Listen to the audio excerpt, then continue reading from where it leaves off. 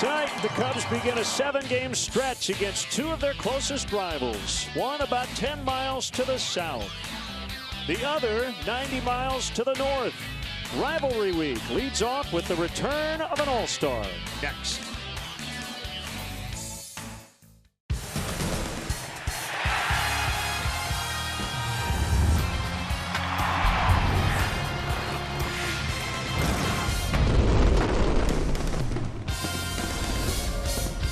Cubs baseball on CSN Chicago is presented by State Farm. Beautiful night, it's hot, and the roof is open here at Miller Park as the Cubs and the Brewers open up a 3-game weekend series.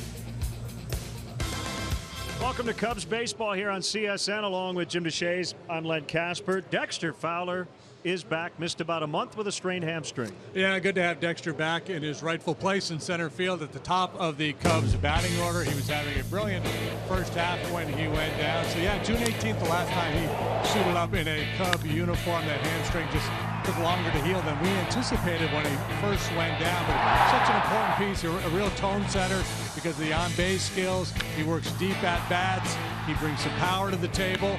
And obviously, you know, the first month of the season, he was probably the Cubs' best player. You see what he's done offensively, getting on base at about a 40% clip. We didn't even know when we went into spring training he would be back with the Cubs as he re-signed on February 25th and became a first-time All-Star. The Cubs are 4-2 since the break, largely because their rotation has stabilized things. Yeah, first 10 days of July, the rotation with an ERA of higher than 8. But since the return from the break, 6 starts, 4-1 with a .54 ERA. Their .298 starters ERA overall leads Major League Baseball. Cubs made a trade since we last talked to you. Left-hander Mike Montgomery will join the Cubs bullpen in case they need a starter. He could possibly do that down the road, but for now he's in the pen. Yeah, he's done a bunch of starting in his minor league career. He made 2 starts for Seattle this year. The rest of the work out of the bullpen. Having a very nice year, .234 ERA. Lefty with a good mix. He's been awfully tough on left-handed hitters. Haven't seen the Brewers in a while. These two teams will play 14 more times here in 2016. Anthony Rizzo coming off a huge series against the Mets. He will lead the Cubs into this one next.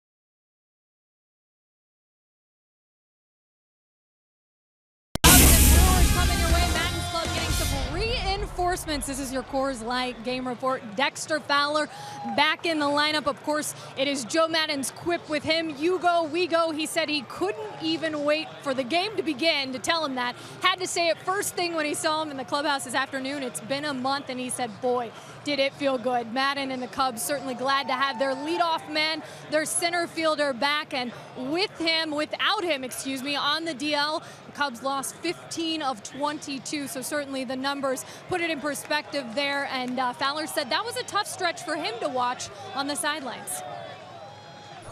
The ups and downs you want to go through, with the team at all times, but obviously I was just trying to get better. I know it sucks being on the couch and watching the team struggle, but we picked it back up, and hopefully I can come in and contribute.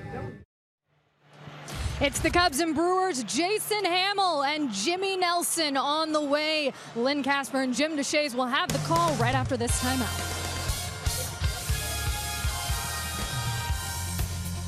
Cubs baseball on CSN Chicago is brought to you in part by your Chicago area and Northwest Indiana Lexus dealer, who invites you to test drive a Lexus today. Blue Cross and Blue Shield of Illinois. Through it all. Ford, inviting you to check out their fuel-efficient lineup at your local Ford store or at localfordstores.com. And by Southwest Airlines. Transparency. Low fares. Nothing to hide.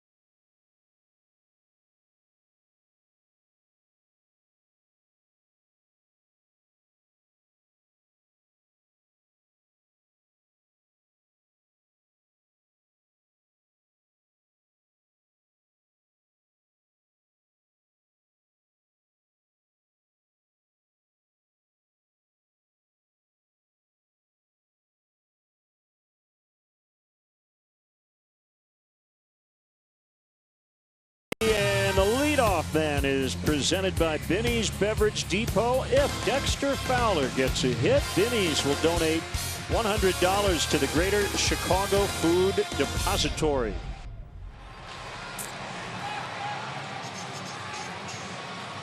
Good to have Dexter Fowler back.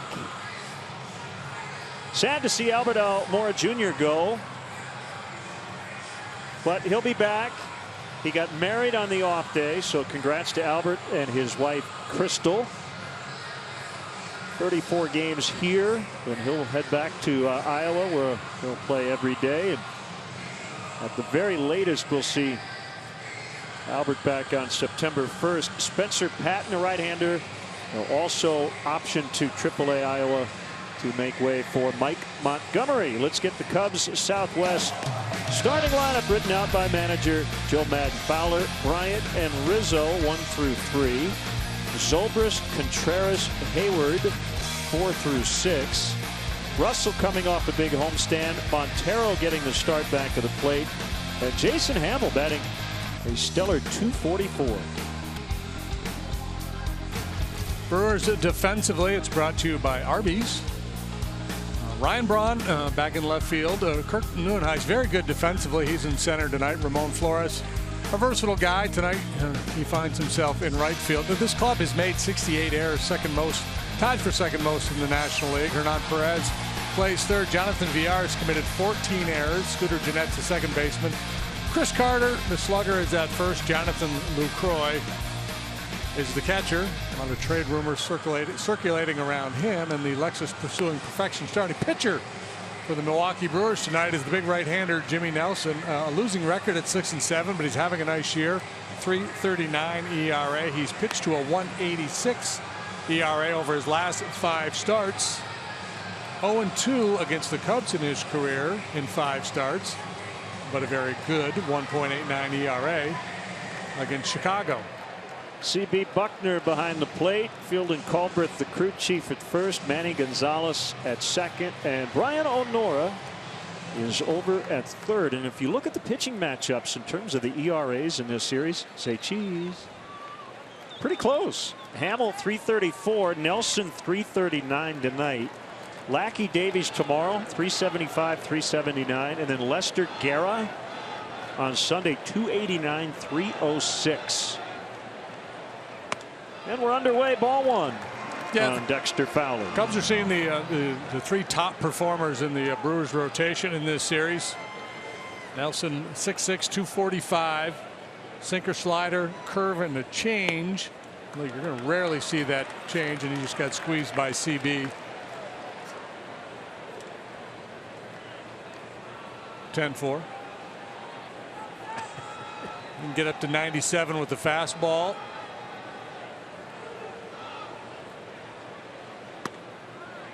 Three and 0 on Fowler. See, he's setting the tone already. Yes, he is. 1 for 5 with a double walk, 2 runs. Playing both games of a doubleheader on Wednesday with Iowa. That's a strike. 86 degrees with the roof open.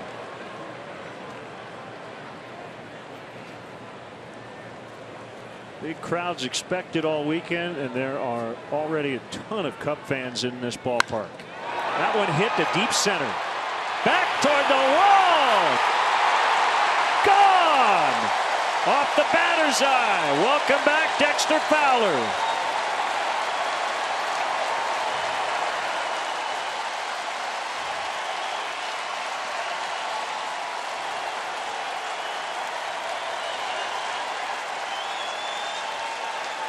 How about that for a welcome back? Talked about his ability to work the count. Well, not only does he do that, he displays pretty good pop too. Home run number 8 for Dexter Fowler, leading off after a month-long hiatus. So Benny's makes a $100 contribution to the Greater Chicago Food Depository. He's helped out the depository a lot. That ball boxed by Jeanette, and Bryant is on. Maybe knuckled a little bit on the Brewers second baseman, but that should have been routine.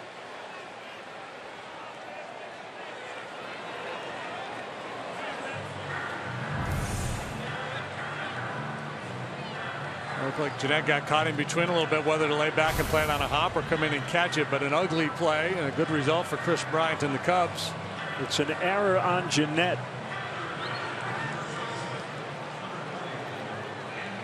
And it'll bring up Anthony Rizzo. Jonathan LaCroix, after the error, out to have a chat with Jimmy Nelson, probably to say, all right, so things haven't started particularly well for you here. You gave up a bomb, and then Jeanette dropped one on you, but let's stay focused. We got Rizzo coming up here. Interesting series he just had against the Mets. Had the 10 pitch at bat against Noah Syndergaard.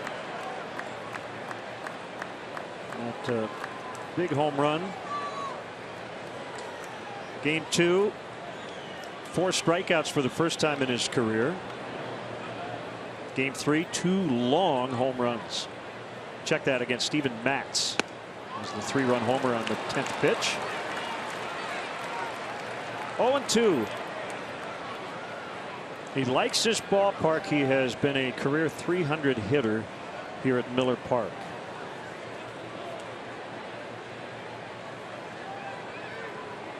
In terms of batting average against, Nelson's been better against left-handed hitters than righties. Swing and a miss. Strike 3. There you go.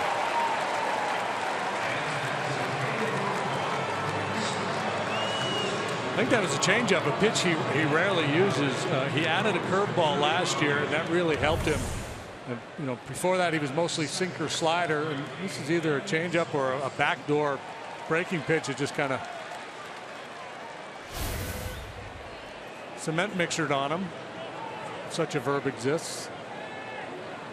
Yeah, they're game day calling it a slider. I think it had breaking ball spin. Here's Zobrist in the cleanup spot tonight, trying to end an 0 for 19. That one almost got away from Lucroy.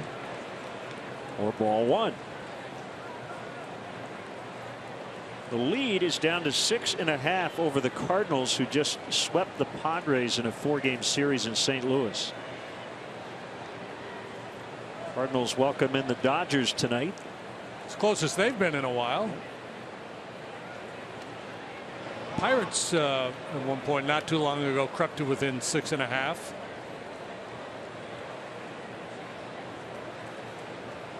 They're 8.5 out.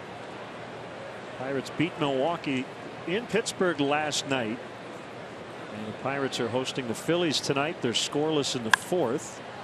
That was back and out of play.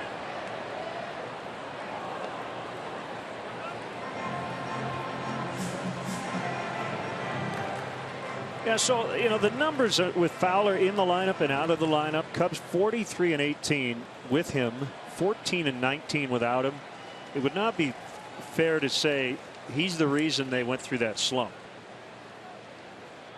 It's a part of it, but really the pitching and the starting pitching was a bigger factor. Bryant takes off, and he is safe at second.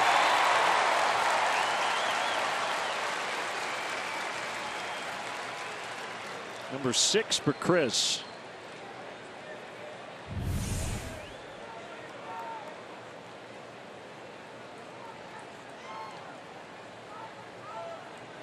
But just a little bit short.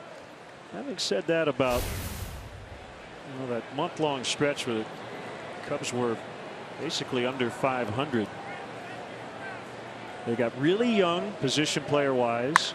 Hit hard on the ground. Jeanette, a little bobble, but he's got time to get Zobrist. Runner at third, 2 outs.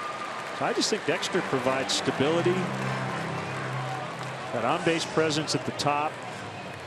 And Joe doesn't have to really mess around with his lineup nearly as much. Yeah, and it's always difficult to quantify the value of one guy, especially over a month-long period versus a full season. You can look at wins above replacement and things of that nature. But we know this. We know that Dexter Fowler's a really good player. Yep. He's a good leadoff man. It allows Joe to put Zobrist in the middle of the order. He likes Zobrist because of the switch hitter who can provide some protection for Rizzo. Wilson Contreras takes ball one. And don't underestimate the value of getting Albert Almora Jr. 34 games in that first look. Because how many times do you hear about a guy who comes back the second time and says, now I can relax. I've done it. I know I can do it at this level. And the game, hopefully, for Albert next time around will slow down. Yeah, and he performed well while he was here. He looked very comfortable.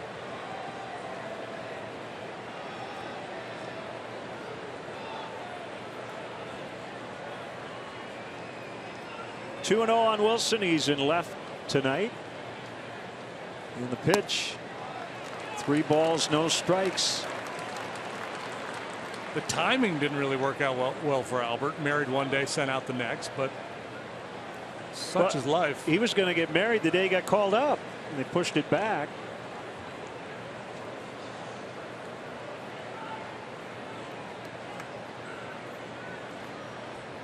He's got somebody to share the journey with. Yep. 3-1.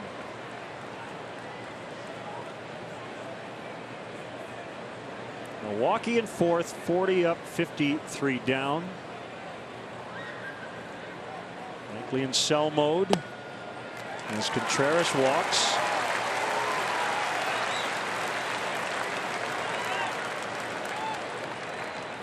About a month ago, the Brewers had gotten to within 3 games of 500, but since then they've gone 10-20. Craig Counsell, first full year managing the Brewers.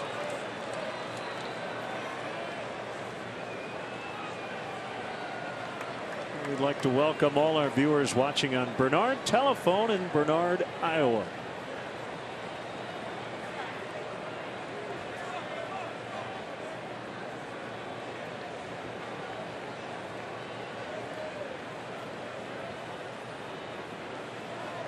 Hayward 1 for 21 his last 7 games, and the theme has continued. He's made some hard contact, has not generally been rewarded. And a big throw from center field to nail James Loney at home plate the other day. Great tag by Miguel Montero.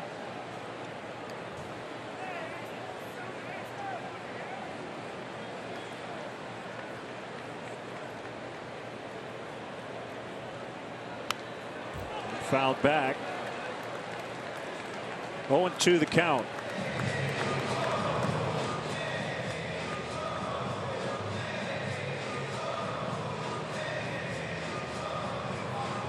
So fun when a guy hits a home run early in an inning. He ends up talking to every teammate. The adrenaline's going. Especially when he's been out of action for so long. Making up for lost time.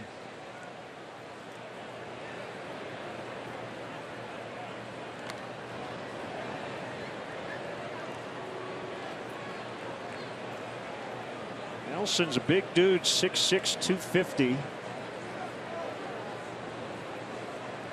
27 years old. Second round pick out of University of Alabama in 2010. Broken bat bouncer backhanded by Carter, and he'll get to first before Hayward, and the inning is over. Cubs strand a couple. Dexter Fowler first at bat in over a month at this level. And he takes Nelson deep to center. It's 1-0 Cubs.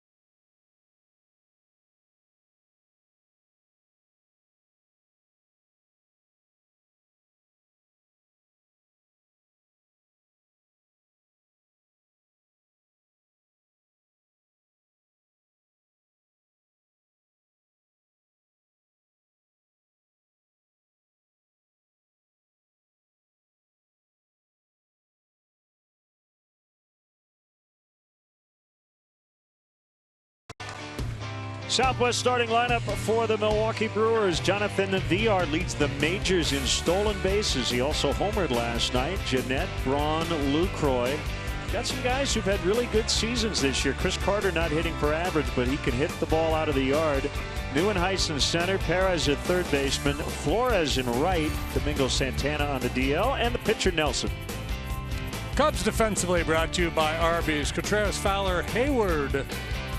Left, center, right. Bryant, Russell, Zobrist, Rizzo, third to first. Miguel Montero behind the plate. Lexus pursuing perfect starting pitcher, Jason Hamill. Just in the nick of time. Big right-hander. Boy, he's had a lot of success against this club. They beat him earlier this year. That was the first time the Brewers have ever beaten Jason Hamill. 8-5 on the year with a .334. VR and Hamill with a nice play. If he bobbles or has any issue with it, VR is on, but he didn't. And once he's on, he's looking to run. The Brewers lead the Major League Baseball with 84 stolen bases, so look for them to Try to get the running game going here tonight. As I mentioned, Hamill really good against this club. 8-1 now lifetime with a 2.66 ERA against the Brew Crew. And in this ballpark, 5-1 with a 2.18. Brewers with their Friday night throwbacks.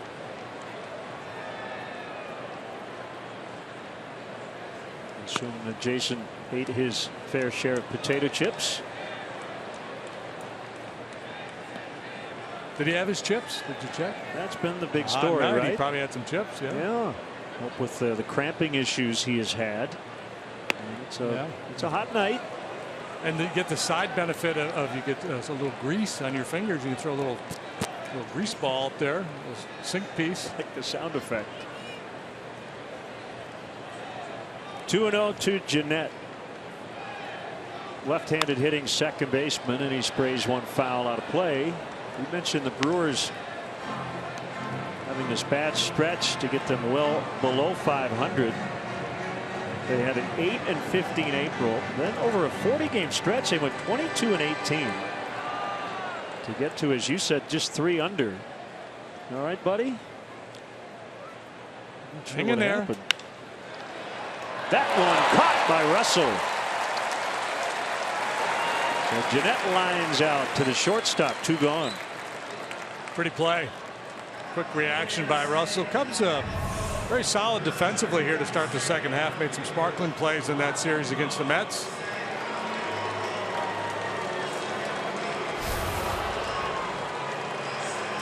Bring up Ryan Braun. Feeling a little better. Oh, look at that. He's got the whole team listed there. I like it.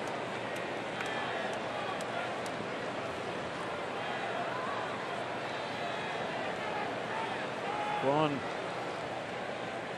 was on the All-Star final vote list. Came up short in the balloting. 268 career homers, most by any Brewer ever.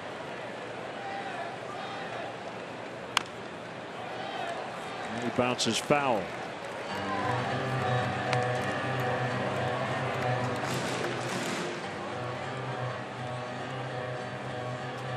Okay, life is good now. That's what it's all about, young man. Game of adjustments. He's moved on. A lot of baseball yet to be played.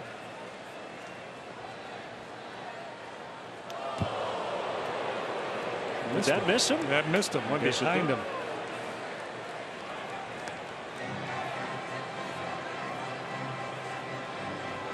Just a bit inside. It's hard to get missed by that ball because the natural reaction when you see it coming towards you is to back up. Right. Braun kind of holds his ground, and you know why that happened? The potato chip grease. Potato chip grease. Yeah.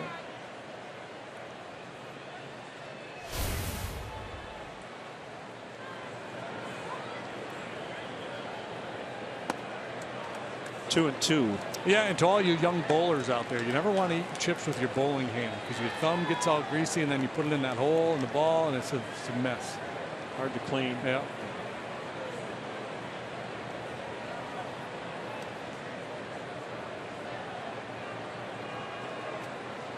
Try to paint down and away here. Braun with a very good power the other way.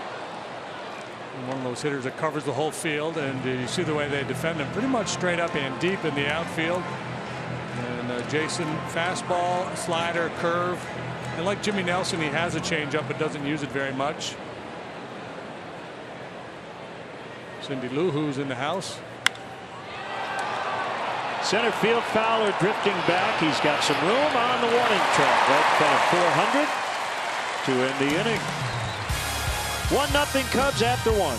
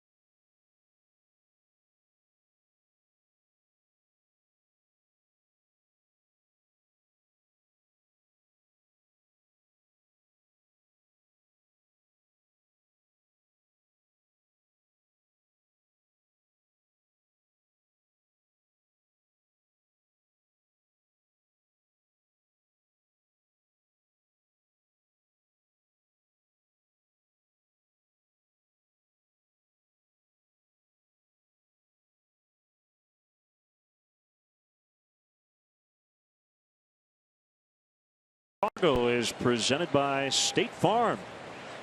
Joe Madden introducing a couple of new T-shirts. CorkBaseball.com. Show them to you a little later as Russell bounces back to leaping. Nelson throws it away. Russell to second.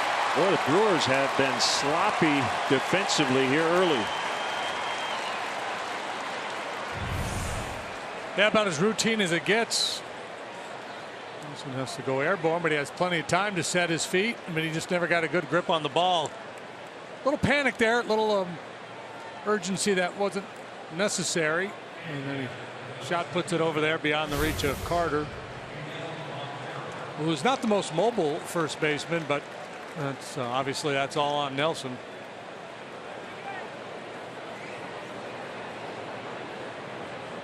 So Miguel Montero with a runner at second and nobody out.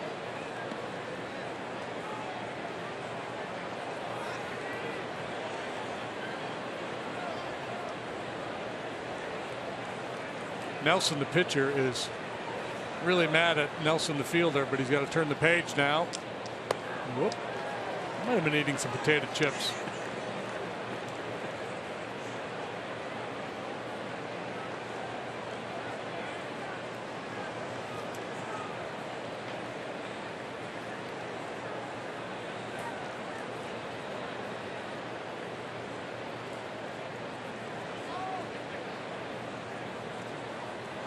Set at the belt. Here's the pitch. High, 2-0.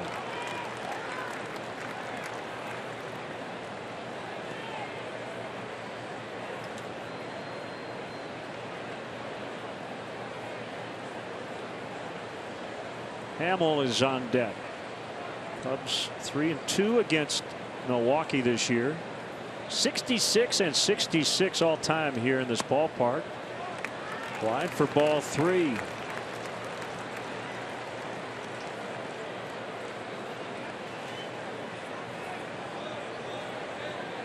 Milwaukee starting a 10-game homestand. Cubs, Diamondbacks for 4, and then the Pirates.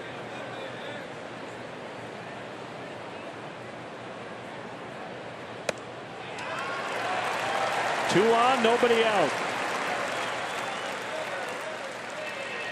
Cubs are introducing game-changing new premier experiences at Wrigley Field with seats featuring prime views and access to an exclusive club and first-class amenities. The new premier experiences will allow fans to enjoy Cubs baseball and America's most majestic ballpark in a whole new way. Visit CubsPremier.com to join the Premier Client Priority List. So options here. Hamill is hit at a 244 clip. Normally you would ask a pitcher to bunt in this spot. 2 men on, nobody out. Yeah, and I think you would ask him to bunt here, and also tell him, hey, make sure you get a strike, because Nelson clearly a little bit out of sorts out there after the error, and then not being able to find the strike zone with Montero.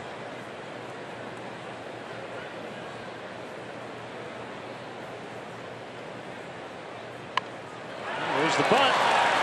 Nelson lets it go. Everybody's safe. Paris thought Nelson was going to pick it up. The pitcher just kind of jumped over the ball, and they're going to give Hamill a hit. Bunt single, Jason Hamill. If I were Dick Vitale, I would be screaming that Craig Counsell needs a TO, baby. Things are becoming unraveled here for the Brewers.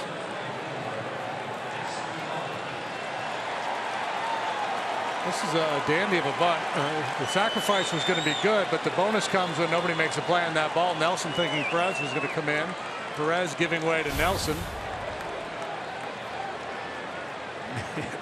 Error on the pitcher, a walk, and then a bunt single that should have been an out somewhere. So they're loaded with nobody out for Fowler. And he takes ball 1.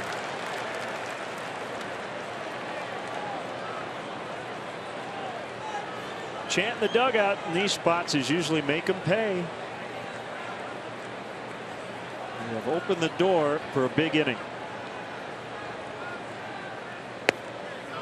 1-1. Yeah, and you know, when all the sloppiness comes at the bottom of the batting order, you're really asking for trouble.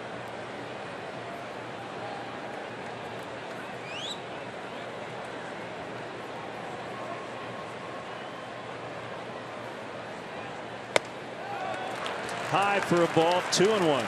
And Nelson repeatedly wiping his hand on his pants, trying to keep his hand dry. Very hot night. The main bowl here, they cannot air condition it. That's why the roof is open. In hot weather cities like Phoenix and Miami, they have the roof because they want to be able to keep it cool on hot nights like this. But we don't want to close the roof tonight. The sweat box. 3-1.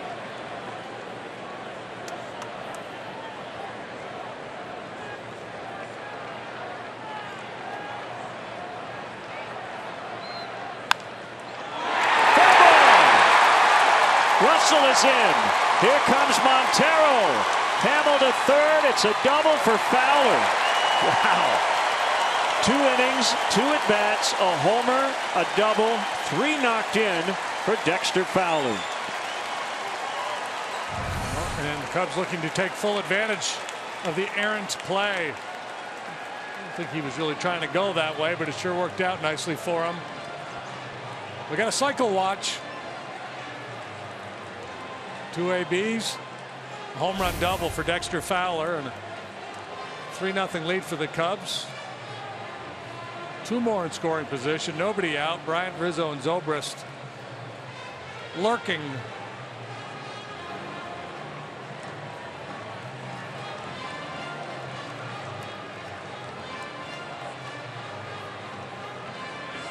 So 3-0, still nobody out. Runners at second and third.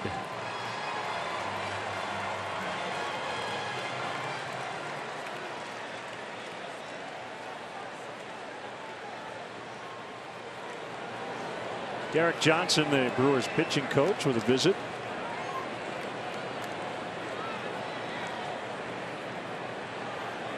They overshift to the left on the infield. Bryant hits a one-hopper to Jeanette. He's got Fowler caught.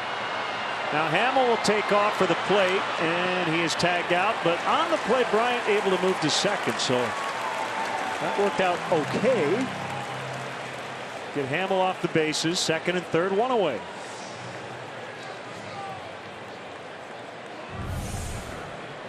Yeah, ultimately this works out just fine. Dexter stays put. That throw goes to first base. So essentially the same situation. Second and third with 1 out. Hamill can come in and rest. Get into his potato chips a little bit. So that's a base runner upgrade, right? Yeah, and good on Jason. I mean, it doesn't look like a great baseball play on his part, but I think some pitchers would just panic in that situation and not go. Rizzo swings away and fouls.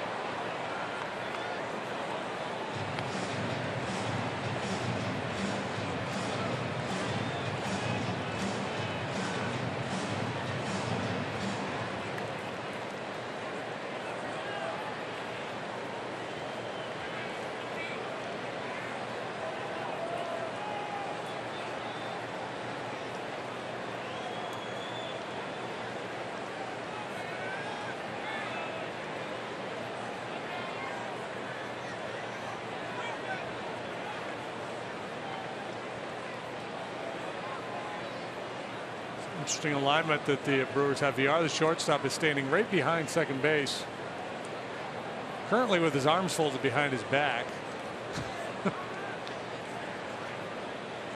Jeanette and Carter are in about halfway. Left center. Neuenhuis makes the catch. His throw will go to third as Fowler scores. Sac fly, Anthony Rizzo.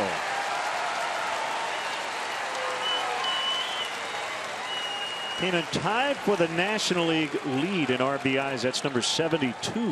4-0.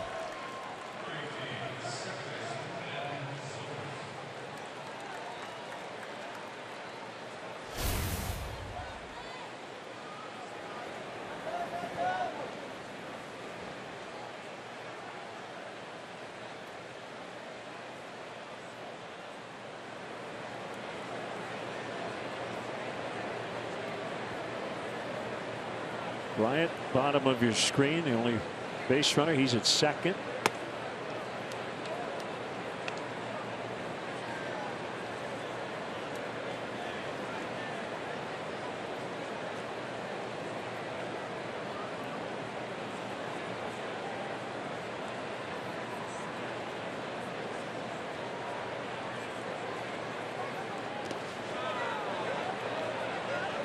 Breaking ball bounced and yeah, it hit Ben. He'll take first.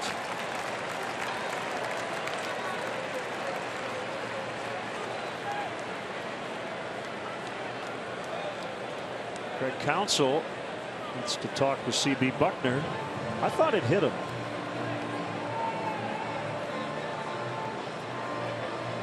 I think Counsell maybe is making the case. Did you see it hit him, or did he just tell you that it hit him?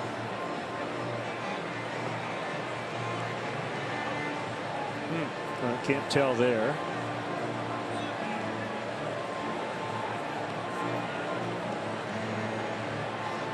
I can't tell either. My best guess is that it did not hit him. Yeah, I think it hit his shin. Was there a deflection there? That last look, I thought I heard two. I couldn't tell. Two distinct sounds. I couldn't tell. We're waiting to see if the Brewers want to challenge this.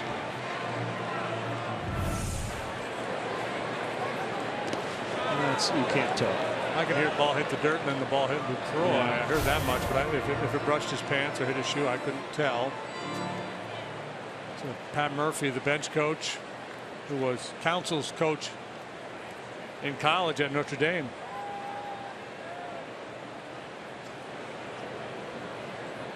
So we play on. Strike one to Contreras.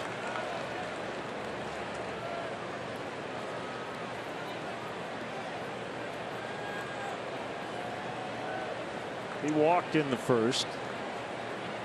This game is crying out for a catcher's interference. And Craig Counsell was good at coaxing those as a player. Swing and a miss. One more look. We're going to break it down for you like the Matrix. Super slow motion. Right. No, it didn't hit his shin. Did it hit his foot? Might have brushed just the top of his foot on the way by. But I was waiting to see. I didn't get a long enough look to see whether Buckner called that on his own or if Ben said that ball hit me and he agreed.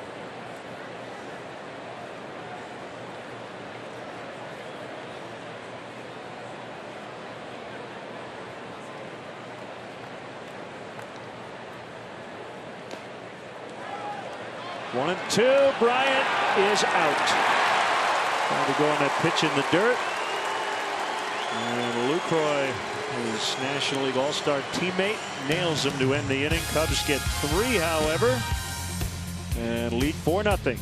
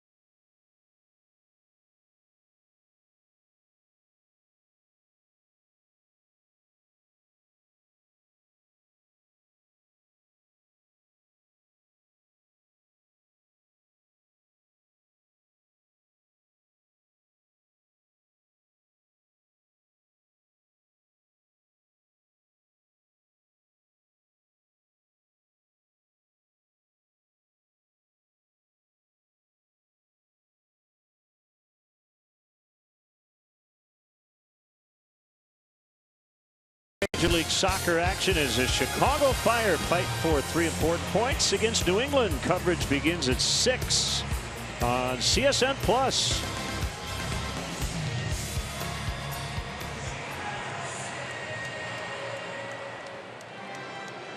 Fire looking for their first road match victory in a couple years. Seriously. Yeah. I think tomorrow's the night. Jonathan Lucroy, two-time All-Star, takes ball 1. Would it be home pitch advantage? Right? It's the pitch. How long will Lucroy be a Brewer? Yeah, there's a lot of smoke there. Cleveland apparently has expressed some interest. They're going to be without Yan Gomes for a while.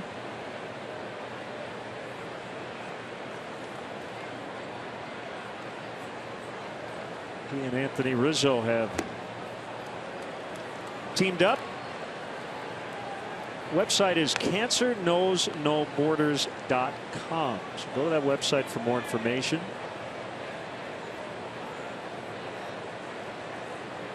Go to Twitter, #PlayersFightCancer. You know all about Anthony Rizzo's Family Foundation, which does great work.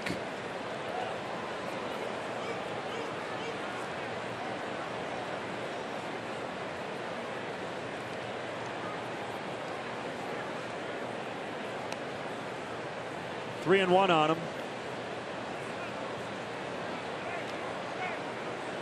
No, who wouldn't want Jonathan Lucroy? Yeah, he's a very underrated player, despite the fact that he's made a couple All-Star teams. When you talk catchers in the National League, you immediately think Molina, you think Posey. This guy is a very good two-way player, good hitter, very good behind the plate. Just broke his bat on a little dribbler. It's picked up by Bryant.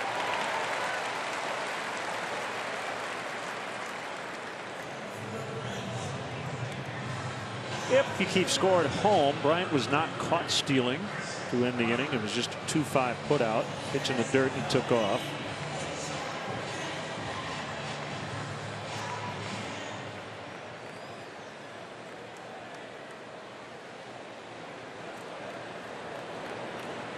Chris Carter, 16 of his 22 homers have been hit at home, which leads the major leagues. He pops it up. Foul pop is caught by Rizzo. Cub fans, let's go. Plan now for the August and September push toward the playoffs. Tickets are still available for the second half, but don't wait. They are going fast. Visit Cubs.com today.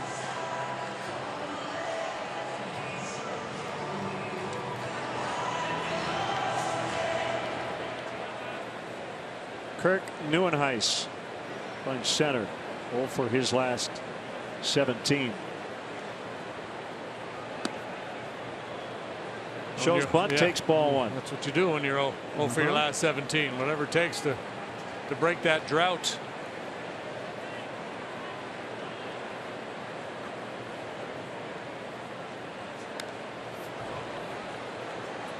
We might have 3 sellouts this weekend. Ballpark really filling up.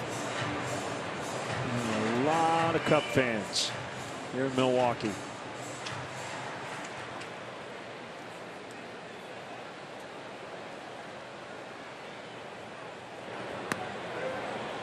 Six o'clock start tomorrow, 1 o'clock on Sunday, and then the Cubs will continue this quote road trip at the White Sox Monday and Tuesday.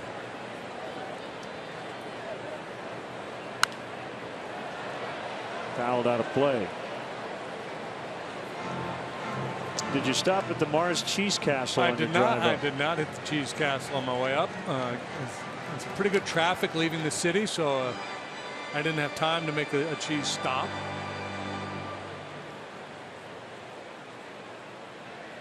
Did you?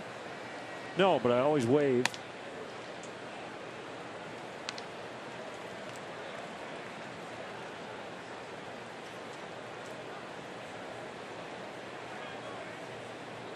I actually have a story which I should not start. 3 and 2 outs. from earlier today. 3-2 and fouled back. All right, I'll tell it quickly. I went for a run down by the lake here. I went through Lake Park. Beautiful. They've got a little golf course, tennis courts, the whole deal. So it's kind of on a bluff over the lake. And there were hundreds of people along the path, all staring at their iPhones. It was like something out of Night of the Living Dead. Then I realized they were playing Pokemon Go. So I was in a hot area, apparently. You probably had one on your forehead and didn't even know it. I might have. 4-0 Cubs after 2.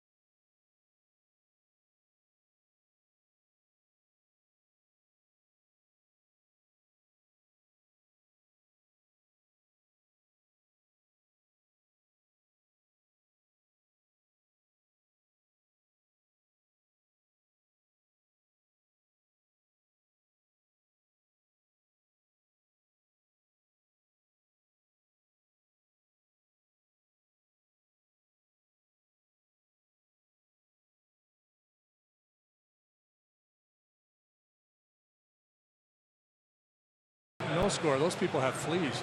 Attention all teachers. The Chicago Cubs are welcoming back teachers and their families for the 6th annual Teacher Appreciation Night on Tuesday, August 2nd. Cubs are offering specially priced tickets to all teachers and their family members to watch the Cubs host the Marlins. All participants will receive a commemorative canvas bag. For more information, visit Cubs.com/special group nights. No, they don't have fleas. They're just hot. Cubs lead 4-0. Yes, Jimmy Nelson would love a do-over. Brewers have committed 2 errors. Cubs have taken full advantage. 2 of their 4 runs unearned tonight. Contreras was at the plate. And Bryant was thrown out to end the 2nd. 2 physical errors and the mental error when they didn't get it out on Hamels' bunt.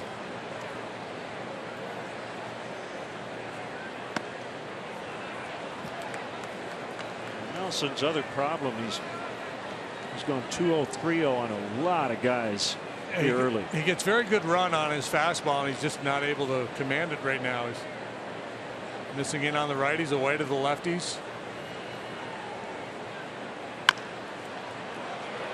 One bounce. Perez, the third baseman, will get him. The first time the leadoff man has not reached in the first 3 innings, and here comes Jason Hayward.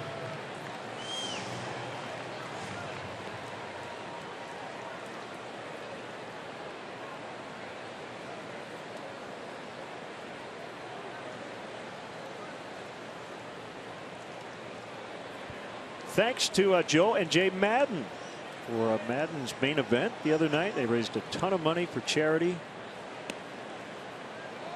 Wednesday night after the win over the Mets. Most of the players were there with their suits and sneakers.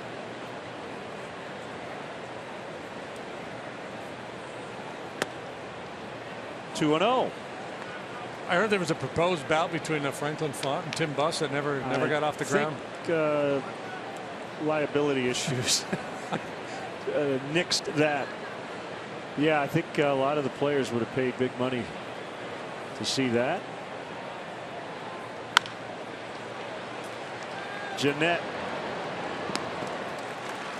2 outs. Charles Peanut Tillman signed a one-day contract with the Bears and retired today, and he came to Milwaukee tonight and threw out the first pitch. Our Xfinity high-speed action. He got a huge ovation from Cub fans, and there were some Brewer fans who root for the Packers who probably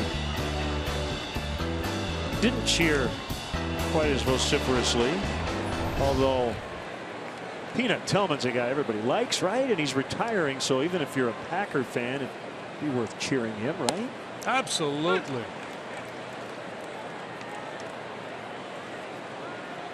We wish him the best. He's going to do some television, I believe, right?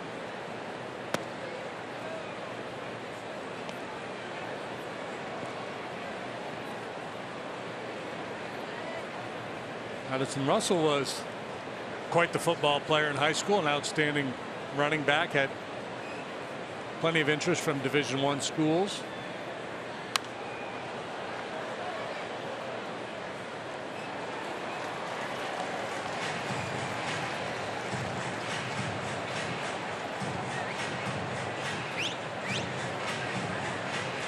So we've talked chips, cheese, and peanuts. I'm hungry. I'll get you brat. Perfect.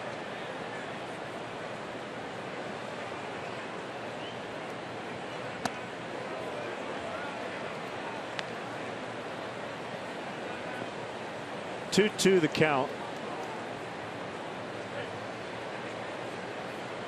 Nelson's been good here in his home ballpark. He's made 10 starts. He has a .245 earned run average here. 4-3 record.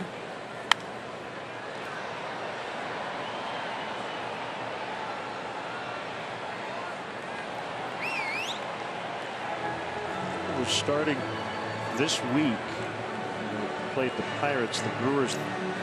72 games remaining. 30 of the 72 against the Pirates and Cubs. They played 3 games against the Pirates prior to this week. Wow. And only 5 against the Cubs. Swing and a miss, strike 3. So Nelson settling in a little bit. But the Cubs lead 4-0.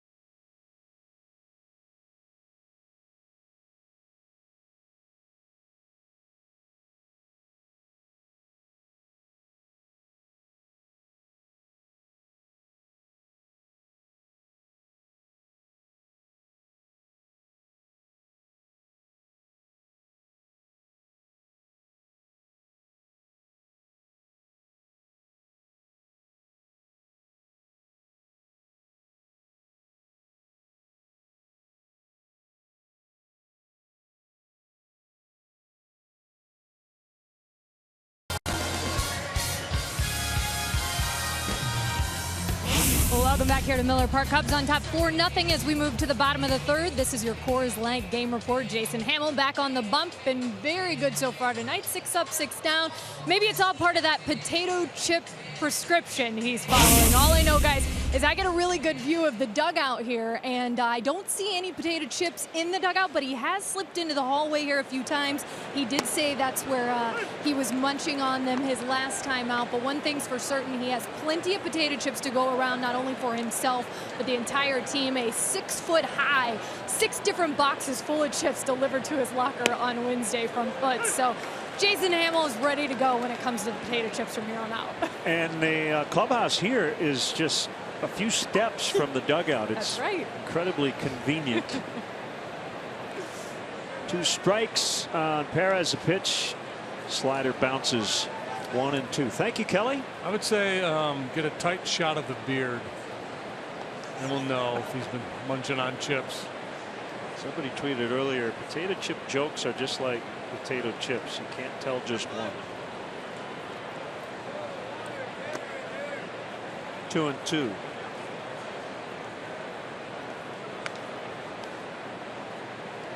So the starting rotation went into tonight with a collective 2.98 ERA. Number 1 in the majors. First time they've been back under 3 since before the break. There's Milwaukee's first hit. Perez with a leadoff single here in the 3rd. And we'll bring up Ramon Flores, who's playing right.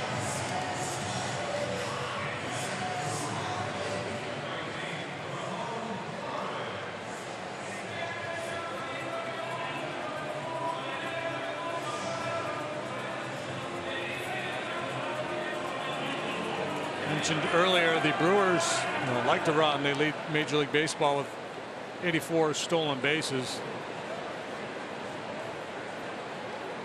Even down 4 here, they might try to get a little something going at the bottom of the order with the running game. Fastball strike right down the middle. Just about everybody in their lineup runs at least a little bit. Carter won't try to steal, but everybody else a threat. Perez has stolen 11 bases, has been caught 3 times.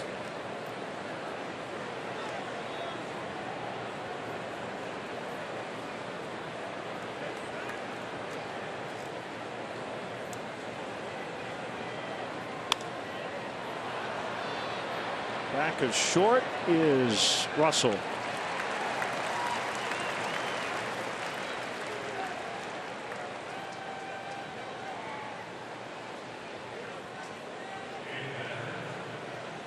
Folks, host your best customers and guests in a private suite at Wrigley Field. The Nuveen Investment Suites can accommodate anywhere from 15 to 55, include food, all you can drink beverages, and parking. To book your premier experience at the ballpark, visit Cubs.com/premier. No, it is not a lotion.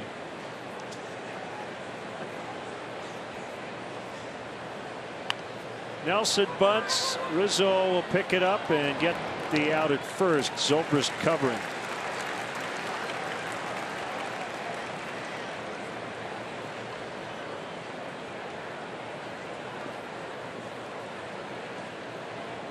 Runner at second, 2 gone for VR.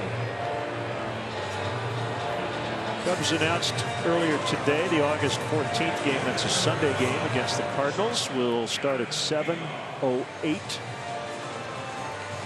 p.m. ESPN game. Make that note on your pocket schedule.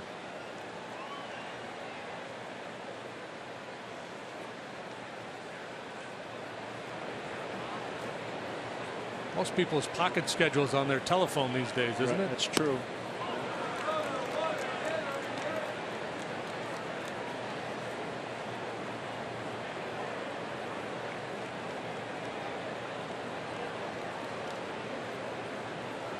On the strike, and the switch hitter.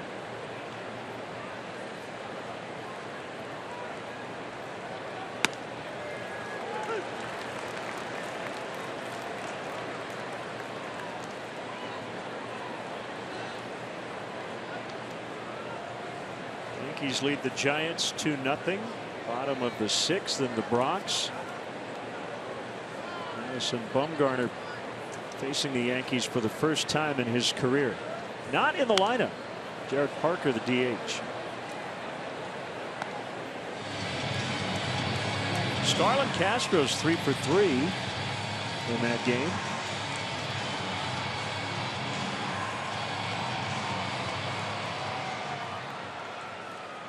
The Giants still winless since the All-Star break. Yeah. Lost 5 in a row. We've got a 4-game lead in the West. In the dirt, runner takes off for third, safe. Perez with his 12th steal. Yeah, I don't know that that's a smart baseball play, but he made it.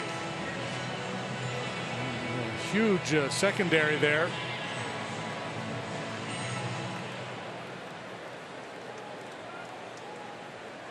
Two outs in the inning. Down 4. If you're out there, don't even bother returning to the dugout.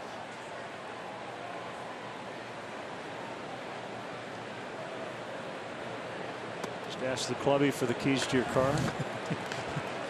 Pull your phone out of your pocket and call him, hey, can you meet me around back? I'll see you guys tomorrow. I'm trying to get into the clubhouse without walking by the manager.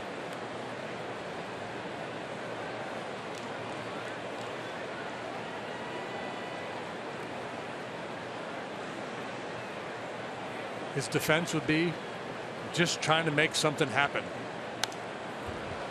Craig Counsell's always had that baby face. Yeah, I think Craig's 45, 46. But if he does this job for 5, 6, 7 years, I have a feeling he won't always look like he's 20. No, the job tends to wear on people, especially when you're going through losing seasons. Turns 46 in a month. Picked by Montero. 3-2.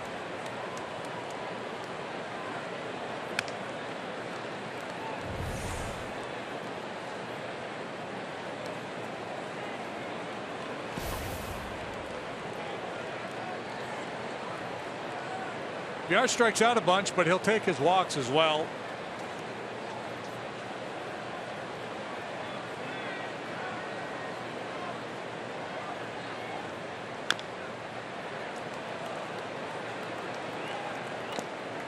Hall of Fame weekend. Mike Piazza, Ken Griffey Jr. will be inducted.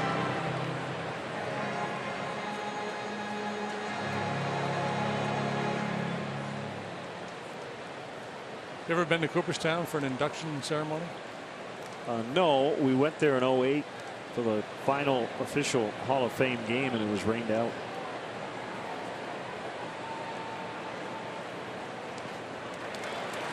VR walks. Have you? Yeah, when I was a kid, we went a couple of occasions. Saw Yogi inducted. I believe Sandy Koufax that same year. I was just a little guy. Did you tell Yogi later that you had attended? I may have. I think I got his autograph. Running around like a chicken with my head cut off, trying to get autographs. Got Monty Irvin. Yankees played the Dodgers in the Hall of Fame game.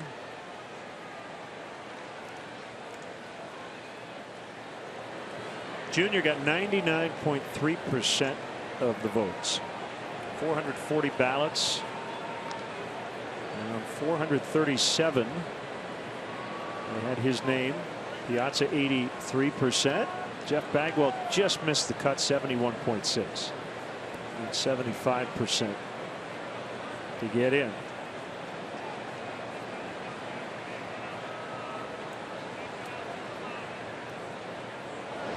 Throw to first. Oh, it was close.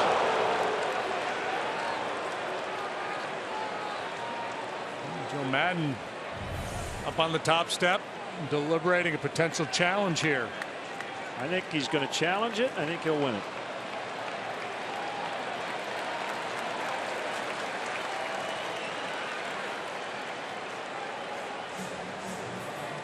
Time for a Forsythe replay review.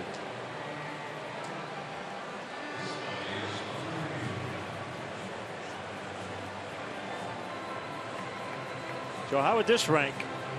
You talked about Perez gets thrown out at third. Well, you know, Villar's a base stealer. I would think they would have been in a no-go situation there with Braun on deck, down 4 runs. If Jeanette can keep the inning alive, then Braun has a chance to really do some damage. But knowing the personality of this club, maybe Craig Counsell wants his guys running even in this situation. If that's the case, I don't have as big a problem with getting picked off there as I would if he had a no-go. Joe wins the challenge, and that ends the inning. So Hamill picks off Villar, and we go to the 4th. It's 4-0 Cubs.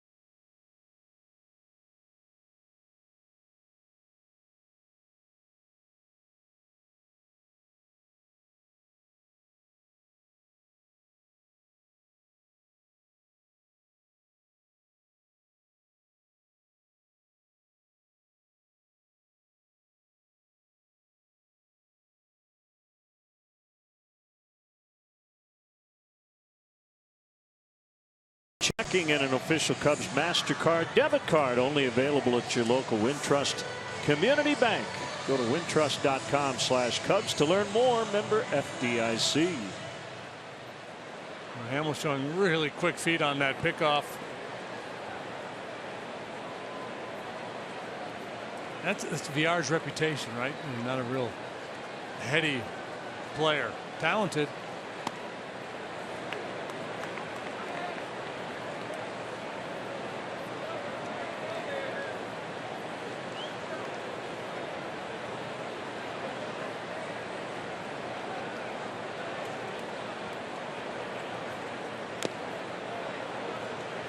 One and one on Montero.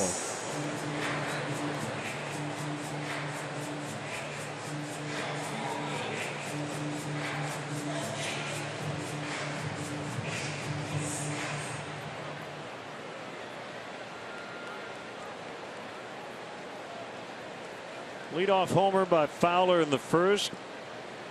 2-run double by Fowler in the second. Sac fly by Rizzo. 2 of the runs unearned.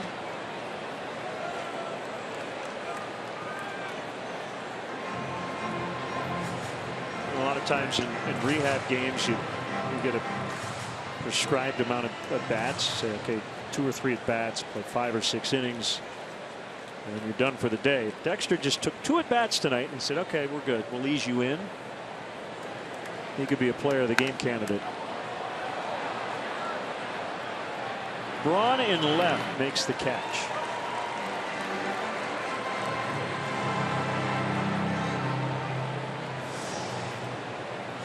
Yeah, and that's why a lot of times players try to avoid the rehab assignment. I'm good to go. Just get me started here at the big league level. And the manager says, you know what? When you come back, I need you back ready to play 9 innings. Yep. Give me everything you've got.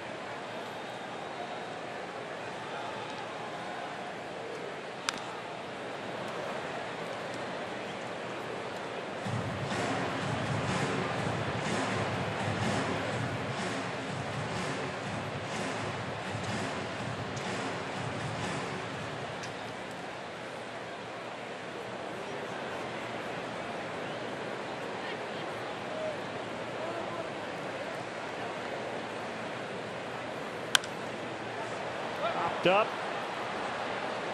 Carter and Jeanette giving chase, and Carter up against that little short sidewalls. Got it.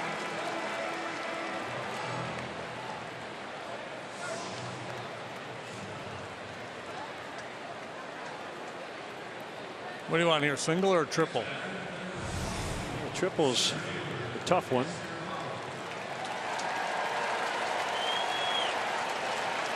Pretty deep into that right field corner. That would be a 3-base hit with those funky angles out there in right and left center. That creates some bounces that could lead to a 3-base hit.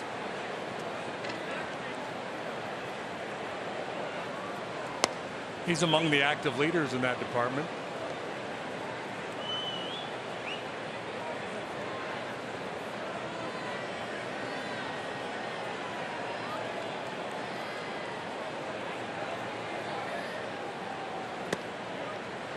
Two and 0.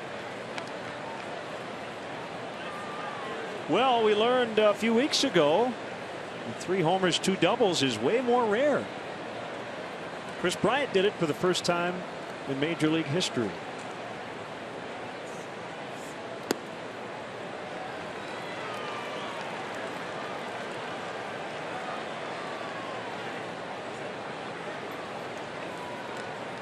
Two outs, nobody on.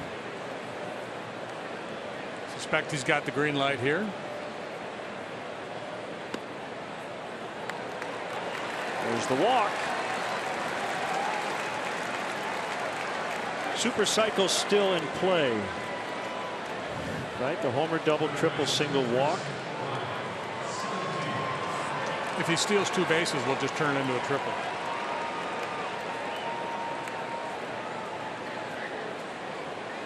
Chris has been on twice, reached on an error, and then a fielder's choice. So 0 for 2.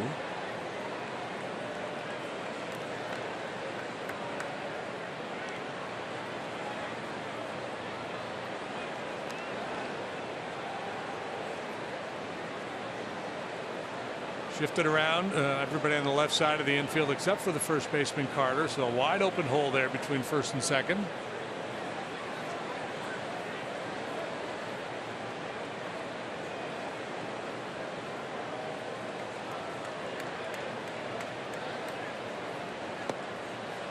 It's a strike.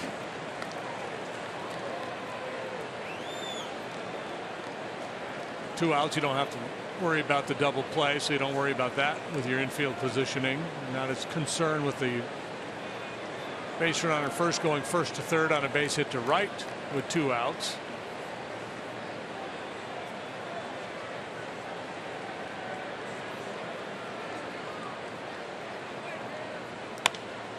Line left field corner, fair ball.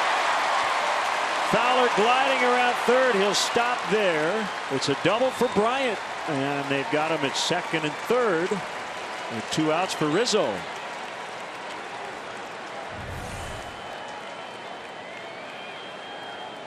He is so quick. Tried to run that fastball in on him, and it was in off the plate, but he gets the hands pulled in, and the barrel flies through the zone.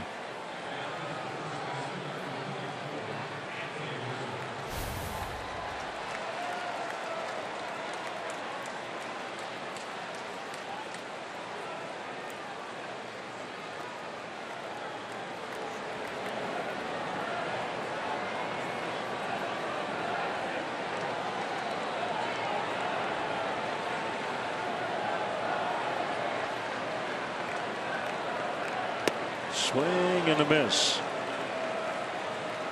Nelson down 4 runs already. Knows he's kind of backed up against the ropes.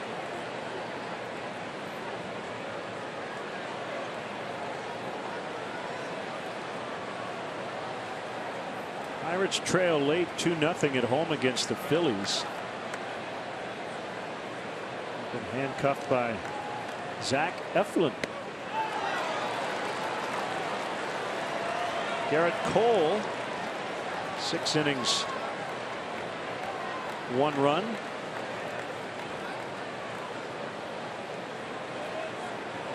Second start off the DL.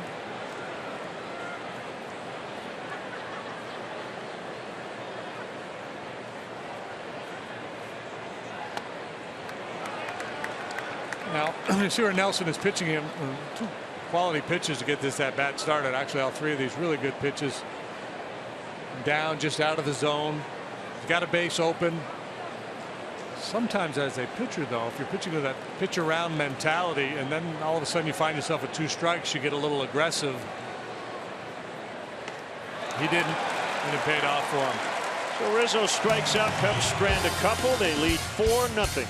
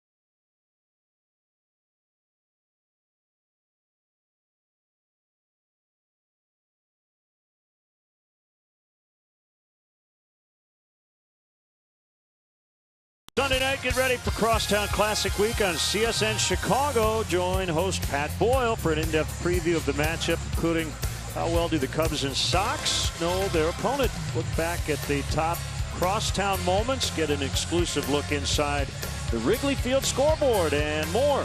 Don't miss the Crosstown Preview Show Sunday night, 10:30 on Sportsnet Central. Jason Hamill with a 4-0 lead.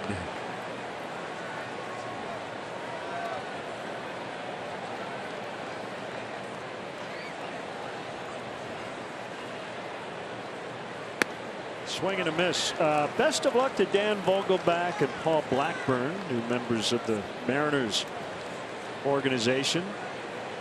They dealt as a part of the deal that brought Mike Montgomery to the Cubs, and Vogelbach at AAA has homered and doubled. He can rake. Jeanette strikes out. A lot of folks thought Vogelbach would ultimately end up in the American League. Struggles defensively, but can really swing the bat.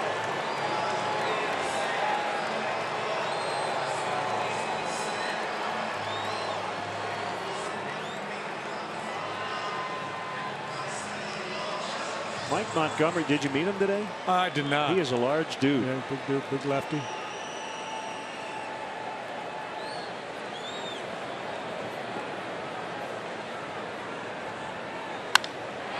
Drawn to deep center. Fowler on the warning track. Oh, that's gone, way gone.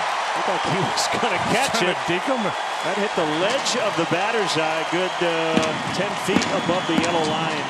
4-1.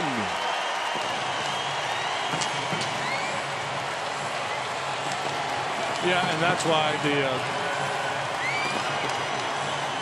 base running mistake by VR. I mean, no guarantee Braun would have batted in that inning, but when you're trying to come from behind, you want to give your middle of the order guys as many chances with men on base as possible. The pickoff last inning prevented that from happening.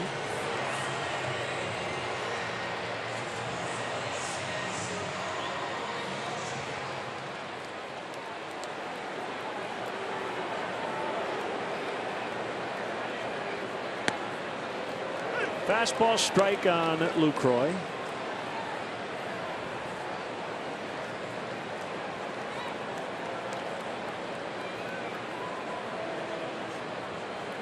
Ron flying to the warning track in the first, so he's sent a couple pretty deep. One caught and one was a home run. It's the third home run he has hit off Jason Hammel in his career. There's Mike Montgomery. Joe would like to ease him in.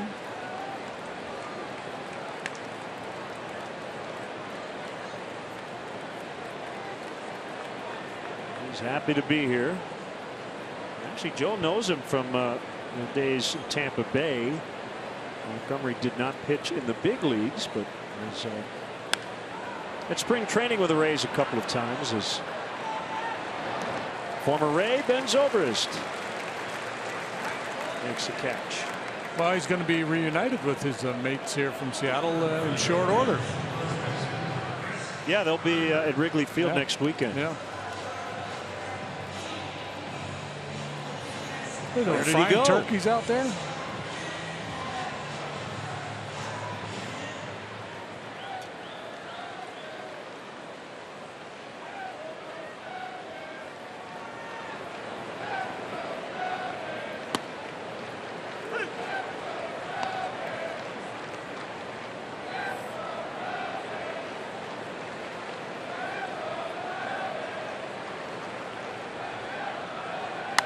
Carter fouls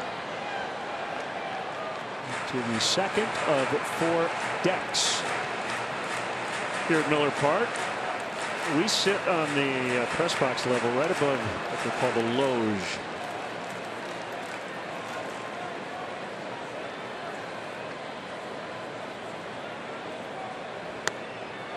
Called strike 3, and that'll end the inning. 1-out homer, Ryan Braun, and it's now 4-1 Cubs after 4.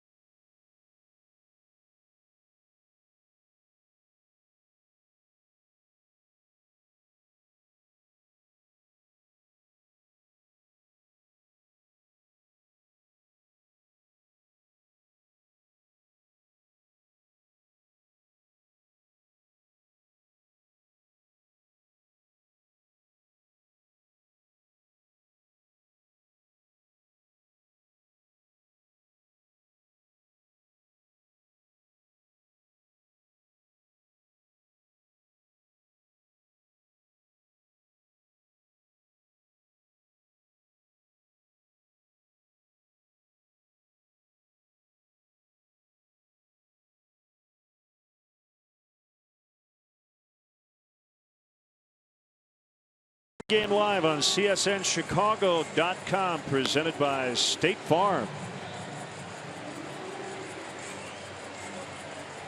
A lovely night here in Milwaukee.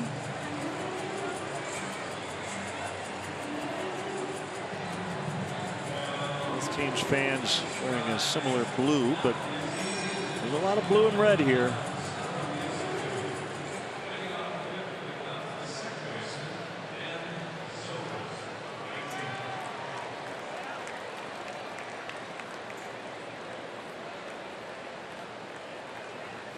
Zobrist ground out and hit by pitch. His first 2 plate appearances, leading off the 5th. Takes a sinker off the outside corner. So some of the internet buzz around baseball. There are reports the Texas Rangers are trying to possibly pry Chris Sale away from the White Sox.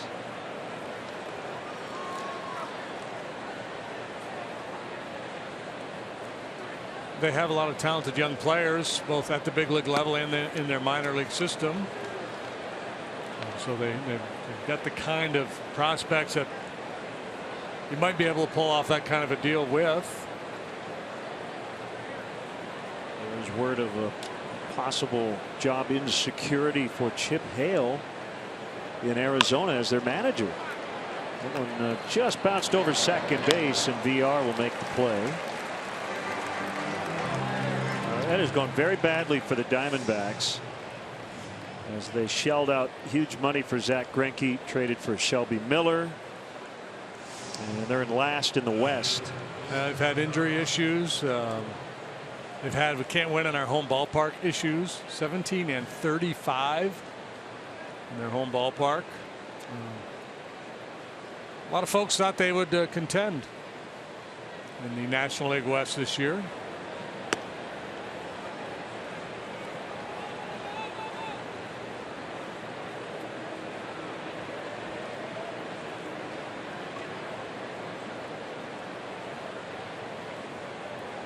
Didn't Greinke just get hurt?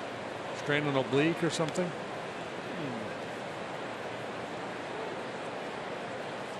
Thought I read something somewhere that he was at least dealing with something. Yes, strained oblique. He's on the DL. He went on early July. Oh, he's been on that long? Yes. I'm not aware of that. Contreras grounds out. On Thursday, that would be the 28th, the Crosstown Cup Series continues as the Cubs take on the Sox. First pitch 7:05. And up to the first 10,000 early arriving fans will receive a Cubs t-shirt presented by Express. For more information, visit Cubs.com.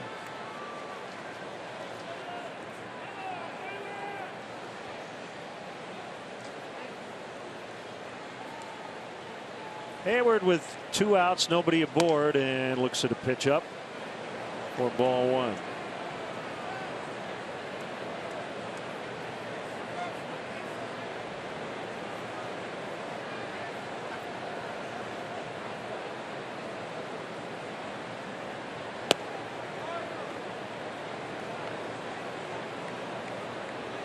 Chris Bryant, he models for Express, right? And that those posters I see around town, around nation.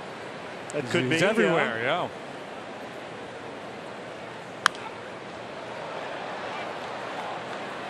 Nolan Ryan would have been a good spokesman for them, because he was the Express. Right, that was his nickname. Yeah.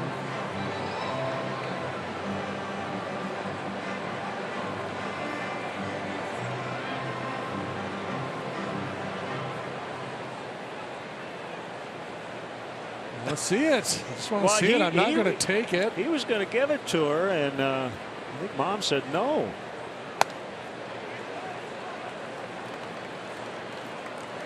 He said, "Can I see it?" She's like, not yet. Come on, we're in the 5th inning. Let me take a look. You can pass it around.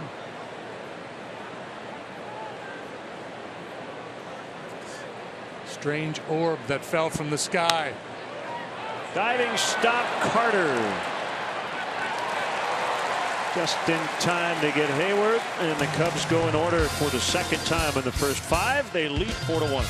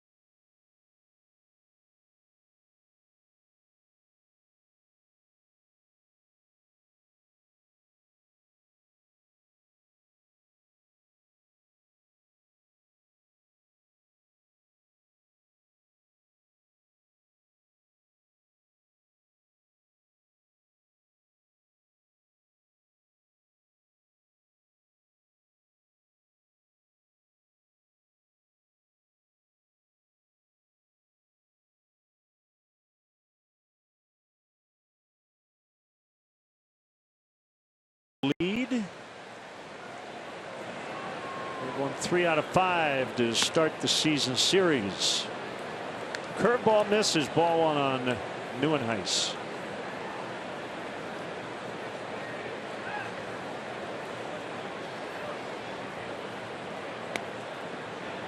Two and 0. Well, we come here a lot, but we get asked quite a bit on Twitter and when we run into people. How would you rank some of the other ballparks? I think Miller Park would rank pretty high on my list. It depends. If the roof open, panels open, I really like it. And when it's buttoned up, not so much. I mean, that's the nature of most domed or retractable roof stadiums. They're better when open. I would agree with all of that, and I would add, but when it's April 12th, oh yeah, it's a must. It's 48 degrees outside. I love it when the roof is closed. Oh, it's a must, yeah. But I mean, some of them, when they're buttoned up, are more aesthetically appealing than this one for me.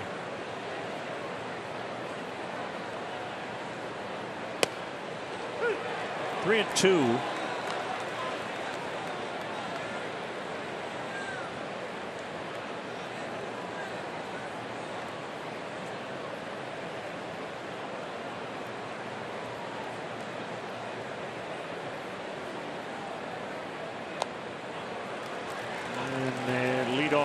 Walk. Take home a game used or autographed item and help benefit Cubs charities. Cubs Authentics is the premier outlet for all MLB authenticated Cubs memorabilia.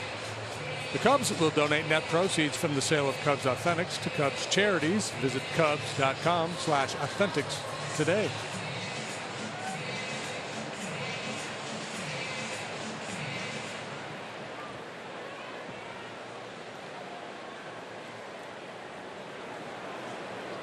Thinking about a bunt? Maybe. Taking a peek? A little peek down at third. Maybe he was thinking double into the corner. That's a fair ball. Neuenhuis will be sent by Ed Cedar, the third base coach. The throw all the way to the plate by Contreras is late. The throw ended up not mattering, as it would have been a double either way for Perez, but that was a throw. That was Cespedes-like. Wow. Yeah, he really turned this thing loose. You know, we saw Perez cast his eyes in that direction, contemplating a bunt. He says, the heck with that, and he whacks it into the corner, and then you see Contreras come up and launch this missile homeward, making that much closer at home than we anticipated.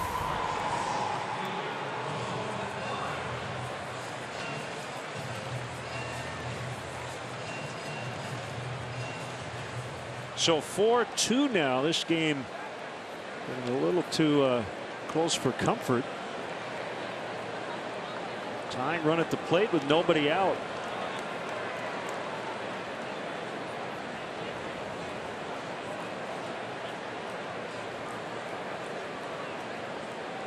I don't know if Perez could have gotten third, as that ball was not cut off. But I was admiring the throw. Just in front of the warning track.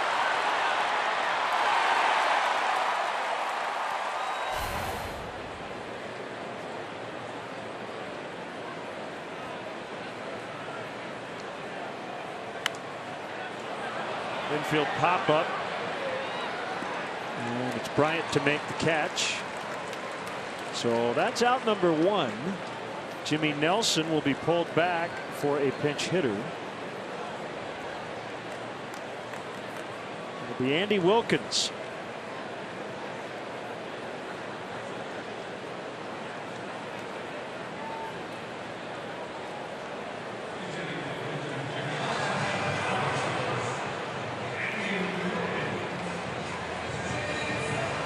Brewers like the Cubs with a 4-man bench and 8 pitchers out in the bullpen.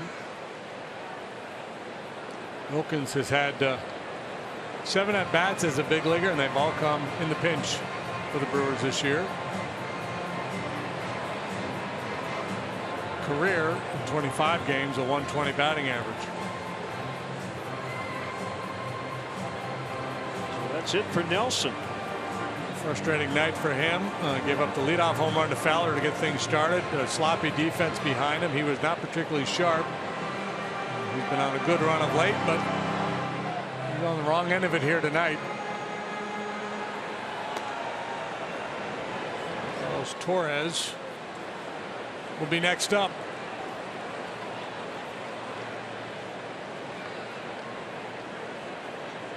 Perkins made his major league debut with the White Sox 2 years ago. 27 years old. Product of the University of Arkansas.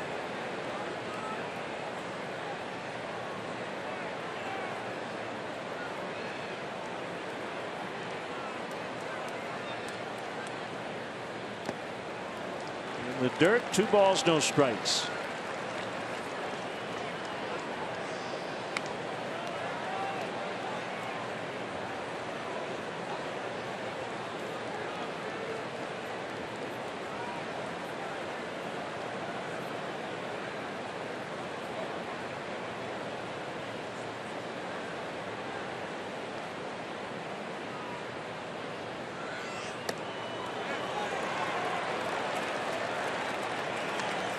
And 0.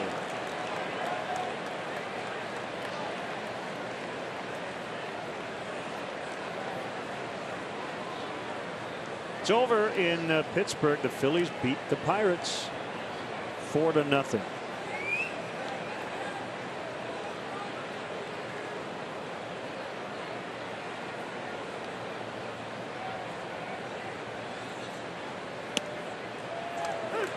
Three and 1.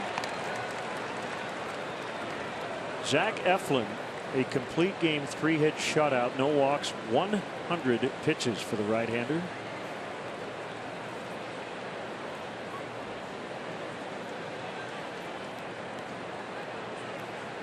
Kind of digging this bat Wilkins is using.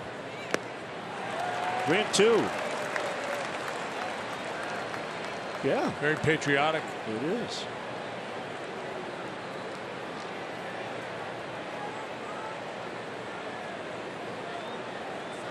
It's in honor of the old ABA.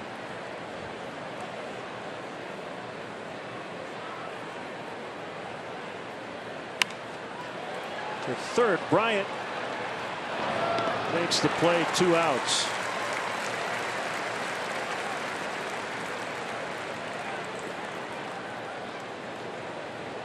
There is action in the Cubs bullpen. Clayton Richard just got up.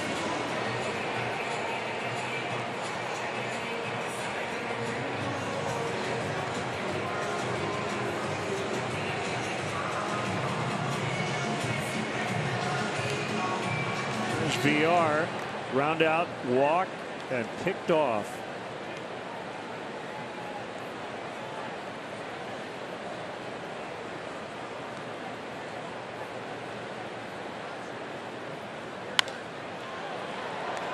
Fouled out of play.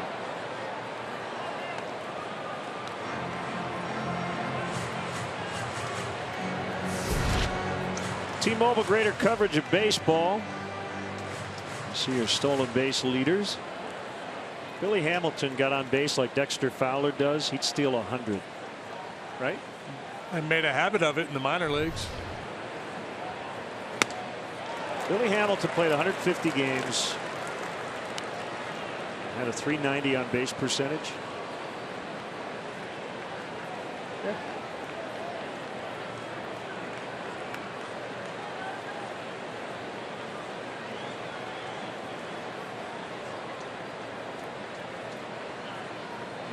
Into tonight with a .294.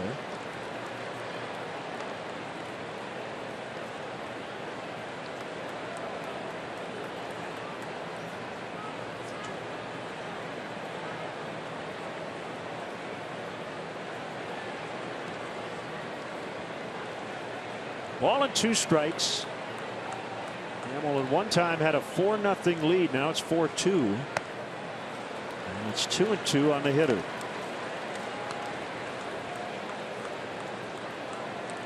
Perez dancing off of second base. Maybe causing Jason to lose his focus a little bit on that last pitch.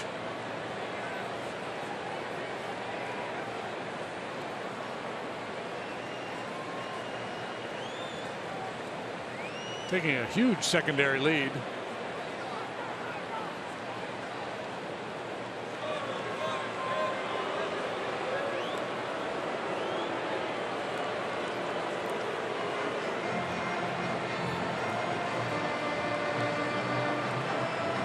Adam Warren has joined Richard. Sounds like 4 guys out there, doesn't it? Clayton, Richard, Adam Warren. Only 2.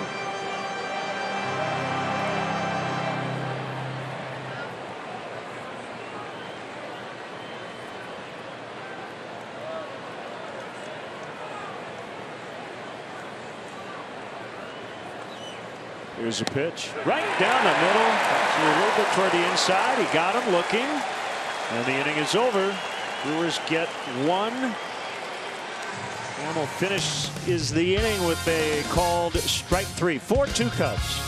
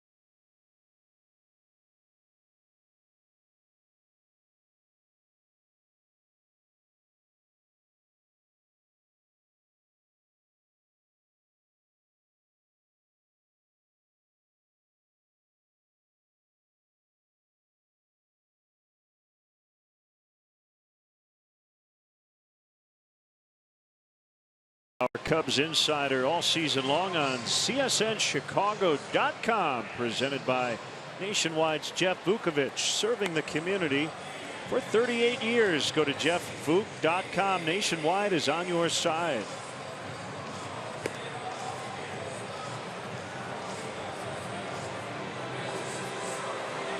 Cubs lead 4-2. Carlos Torres is on. Jimmy Nelson went 5, gave up 4 runs, 2 earned. Torres got the win last time out. Last time he pitched Wednesday against the Pirates. So 2-1 now with a 3.15 ERA. 92-ish with the fastball. Throws a cutter and a curve. A lot of cut fastballs from Torres. Addison Russell powders one to deep left center. It'll drop. Neuenhuis can't get it. Russell on his way to third. He's got 3.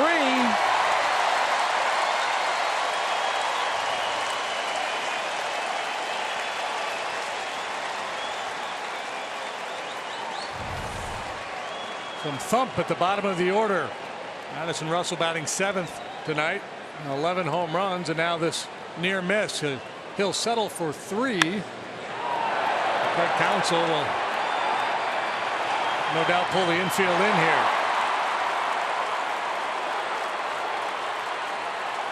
Third triple, 4th of his young career.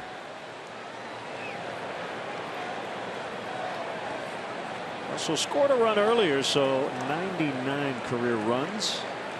What to make it an even 100 here in the 6th inning. Ball 1 to Montero.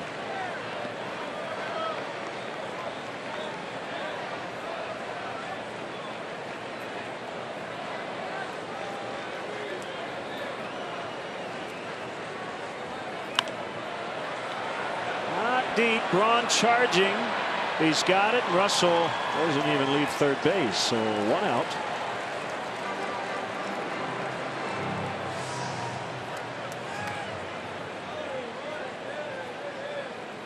Here comes Hamill. How do you get to Wrigley Field? The Cubs suggest taking public transportation. They do offer a free bike check that's located by the Addison Red Line station. And for drivers, the Cubs provide free remote parking and shuttle service on night and weekend games. For information, visit the A to Z guide at Cubs.com. Brewers infield gathered on the mound. I didn't see anyone talking.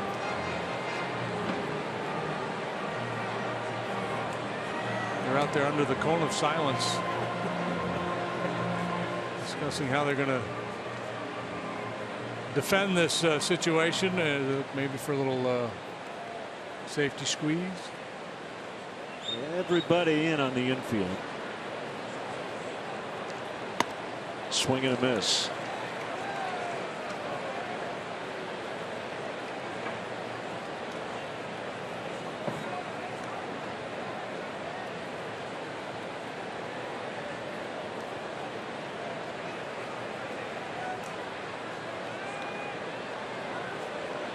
Throw to third. You cannot fake to third anymore.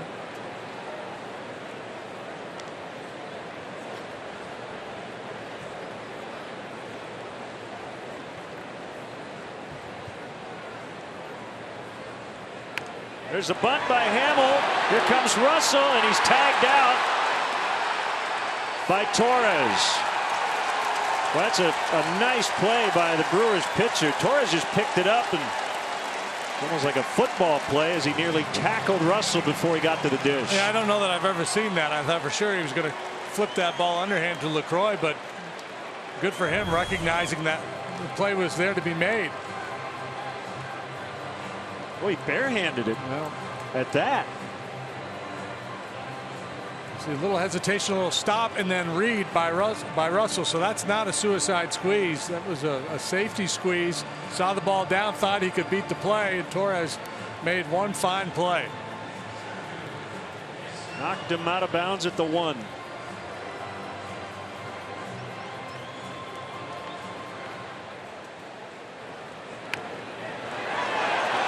Peanut Tillman probably appreciated that play, right?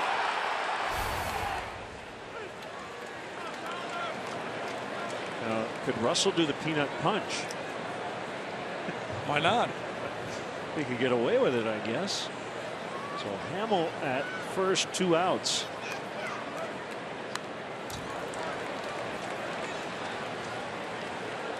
Yeah, and I'm sure there was some debate in the Cubs dugout, or some conversation at least, as to whether to let Jason take that at bat. Given the heat here tonight, you just don't know how much you're going to get out of your starting pitchers.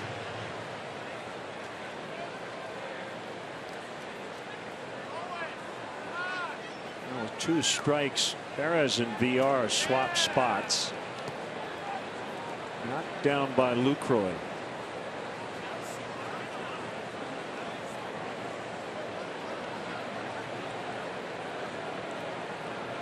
Yeah, I'm with you, man. I think 99 out of 100 pitchers try to flip that ball to the catcher.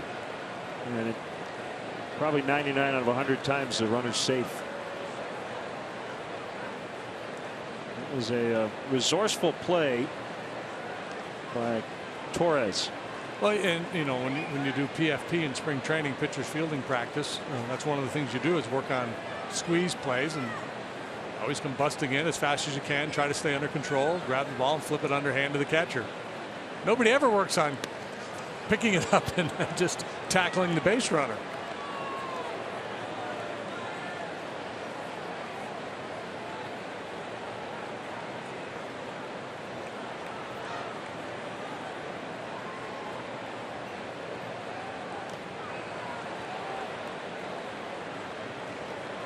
Two and 2 on Fowler, who has not yet made an out tonight. Homer, double, walk, 3 knocked in.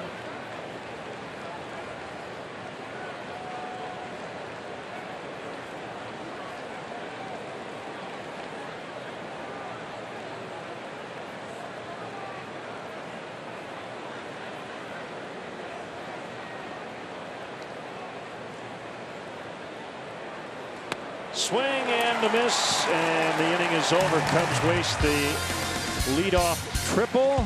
Rivalry week has begun. Getting physical.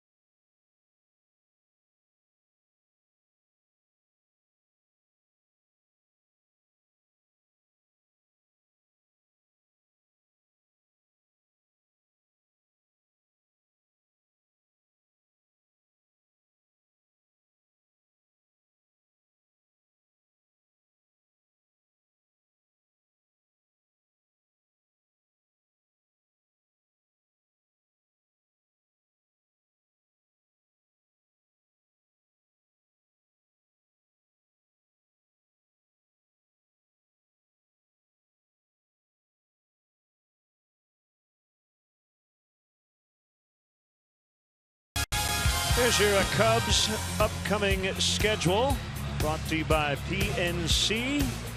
6 o'clock start tomorrow, game 2. 1 o'clock getaway day on Sunday, and then night games Monday through Thursday at U.S. Cellular Field the first 2 nights, and then White Sox come to Wrigley Field Wednesday and Thursday.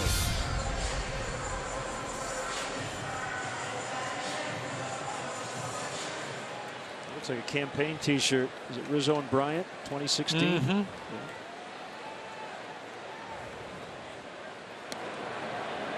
6th inning, and ball 1 to Scooter Gennett.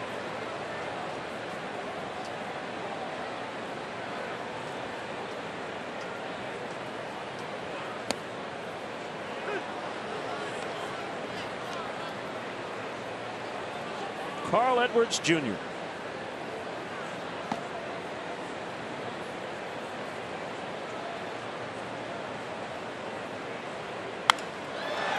Out into right center.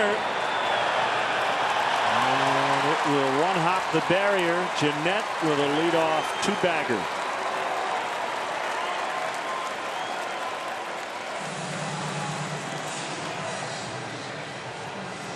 Well, Madden let Jason take that at bat, hoping he could get through at least one more inning, but I think he's done after this leadoff double. Ryan Braun's had 2 really good swings against him, and that is going to be it.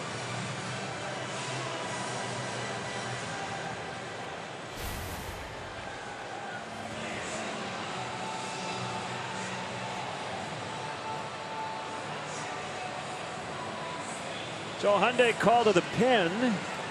Will be up to the relief corps the rest of the way. 4-2 Cubs.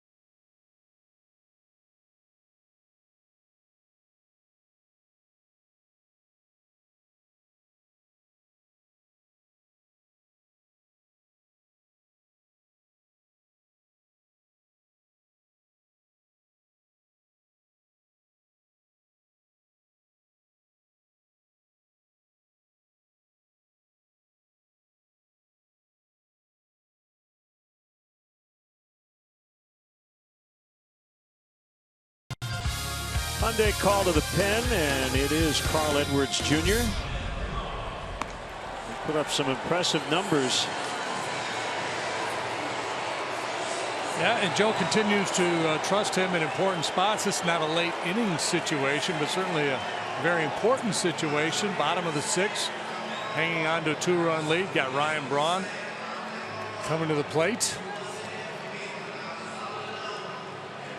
A long home run last time he came up.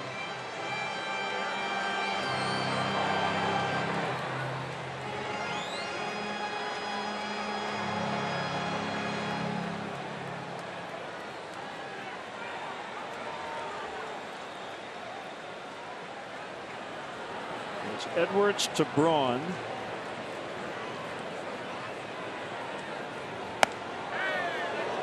High for ball 1. So Hamill 5+. Only 76 pitches tonight. Tying run at the plate. Braun with a warning track fly, and then the home run his last time up. And Joe pulled the plug.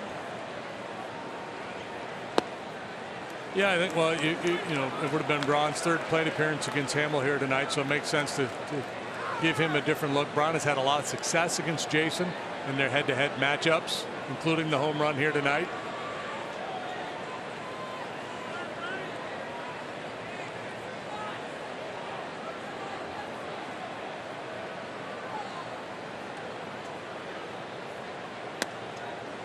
On a hot night like tonight, fatigue starts to kick in. That's when mistakes get made.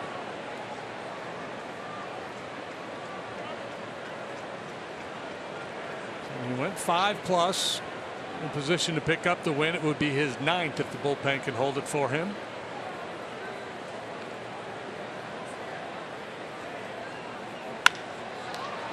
Bounce to Russell. Jeanette will go to 3rd. Braun is out.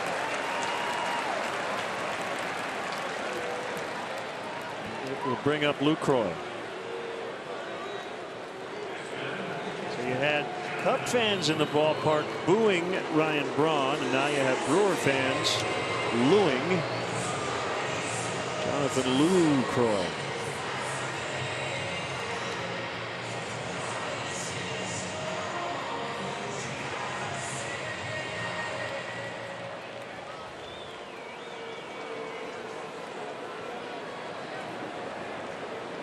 Lucroy has now been an all-star twice. He is 3 for 3 in his all-star career.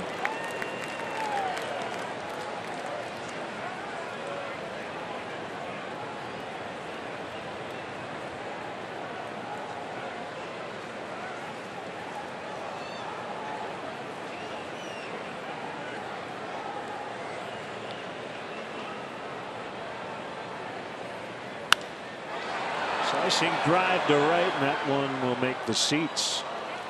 Hayward was shaded that way a little bit. Would have been in position to make a play on that ball had it stayed fair. There you go, Pokemon Go. I assume that's what I was witnessing earlier today.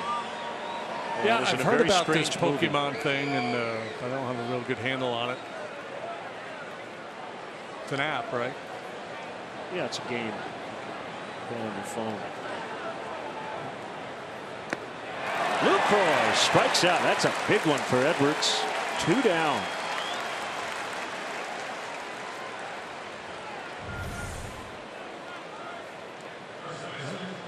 It's taking advantage of a hitter's greed. Man on 3rd base, Lucroy thinking, I got to get that run home. That's my responsibility. And with that mindset, hitters get a little overly anxious sometimes.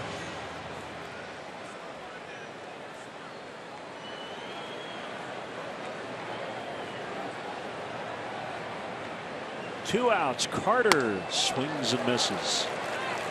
Blew right by him at 96. Carter has struck out in 1/3 of his plate appearances so far this year.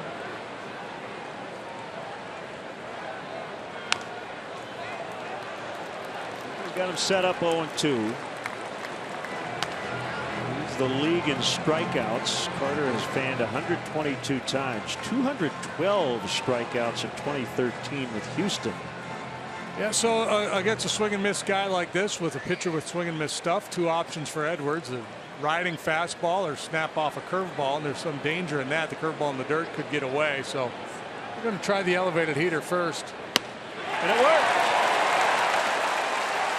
They do not score in the 6th.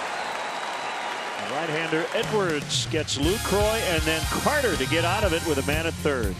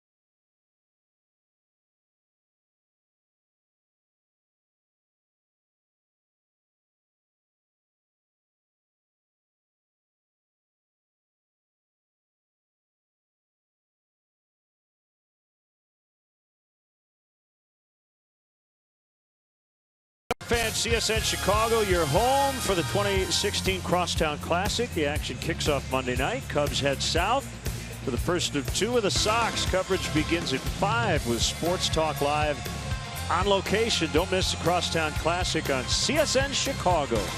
Brought to you by State Farm.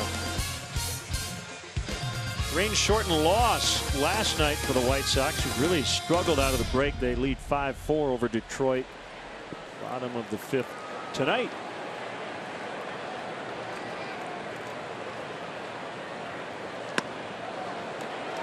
Bryant swings and misses as we start the 7th.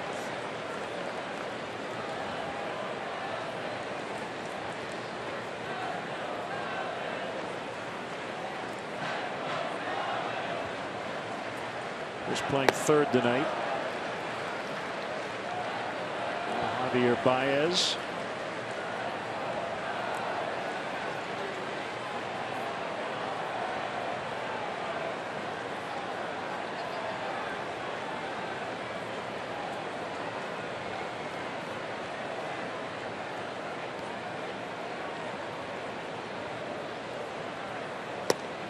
One and two.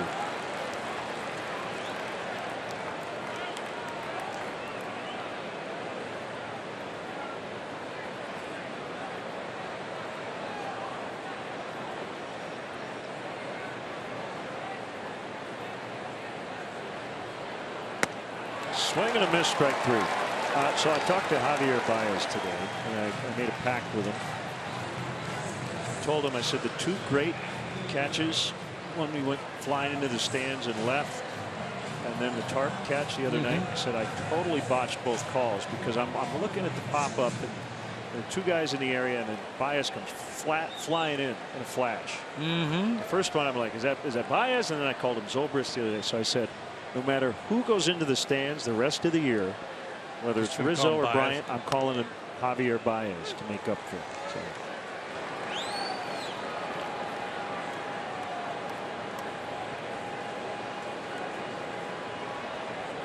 Because those pop-up plays, they have a rhythm, and guys kind of drift over there, and then he comes flying in on the back end. Yeah, and just kind of steals it away. Yeah.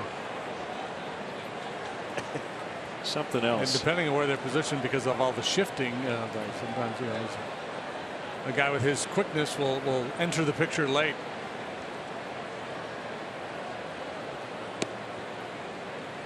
Rizzo with the original tarp catch was made into a bobblehead.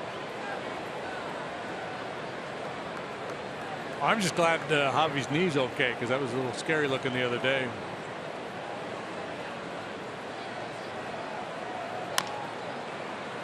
Topper Torres off the mound. This time he will flip it to one of his teammates. Oh, what's up with that? Seems to me that would have required a tag. That could be his thing. He could just tackle every runner. On that play, he wouldn't have had to leave his feet, just a running tag. But no, but he had a bounced off Rizzo, though. Yeah, Rizzo wouldn't have gone down. He might not want to tangle with Riz there.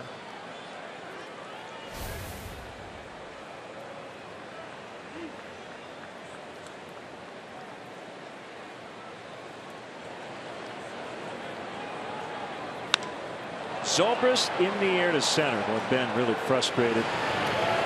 Hitless tonight. Stretch time from Milwaukee. 4-2 Cubs.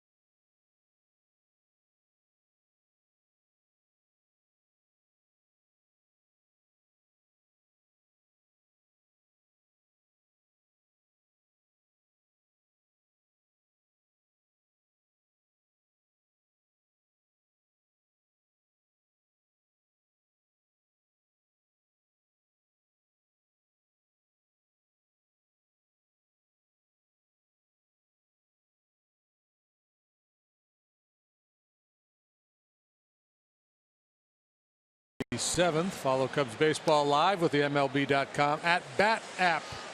Stay up to the moment at any moment with game day, live game video highlights, StatCast, news, and more. Download MLB.com at Bat, the #1 app for live baseball on your phone and tablet. Here's Travis Wood. Heck of a job by Carl Edwards Jr. as he works a scoreless inning with a couple of strikeouts. And now Travis Wood on for the 48th time. ERA right at 3. 39 innings of work, 26 hits. He's walked 13, punched out 31.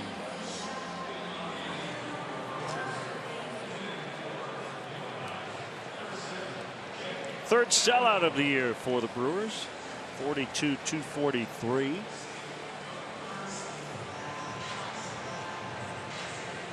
This aesthetically pleasing, except for when the roof's closed, ballpark. No, I'm with you. Yeah, it's very dark in here when the roof is closed. That's what it is. For sure. Jake Elmore, the Blues Brothers, right? Mm-hmm. Foul strike. He's batting at 4. Neuenhuis. At Neuenhuis, the left-handed batter, sits down. Elmore gets a shot. That's Jake and Elwood of the Blues Brothers. Okay. Yeah. Got it. They get the whole thing going on because you got Jake Elmore and Wood, Travis Wood. Both teams wearing blue.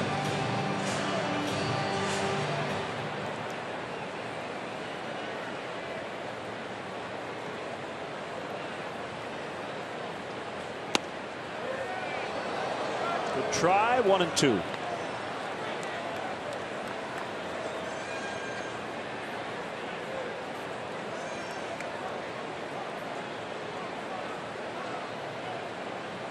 Brandon Crawford has committed 3 errors for the Giants. Trail 3-2 at New York. Rizzo over, no play. 3 errors tonight? Yes. Wow. Can you believe it?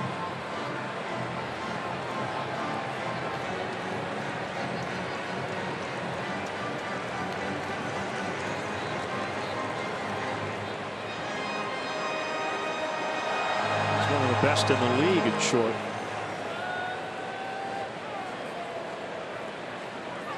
Final, Orioles beat the Indians 5-1.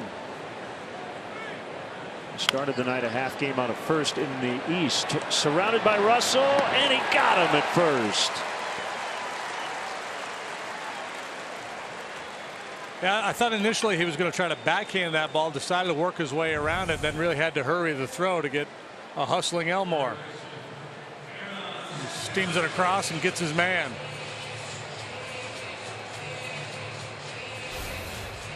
106 miles to Chicago. We got a full tank of gas. Here's Perez.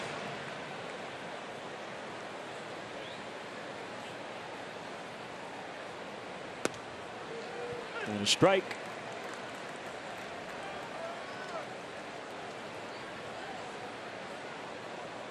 Reds having a nice night. 2 out of 2. Dumped a single into right and then a double into the left field corner. Driven in a run, stolen a base. Checking a lot of boxes here tonight.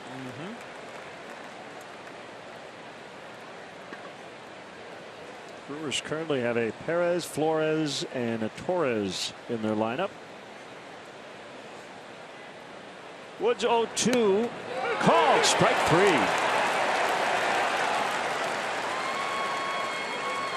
He hadn't checked the caught looking box yet. Now he's taking care of that.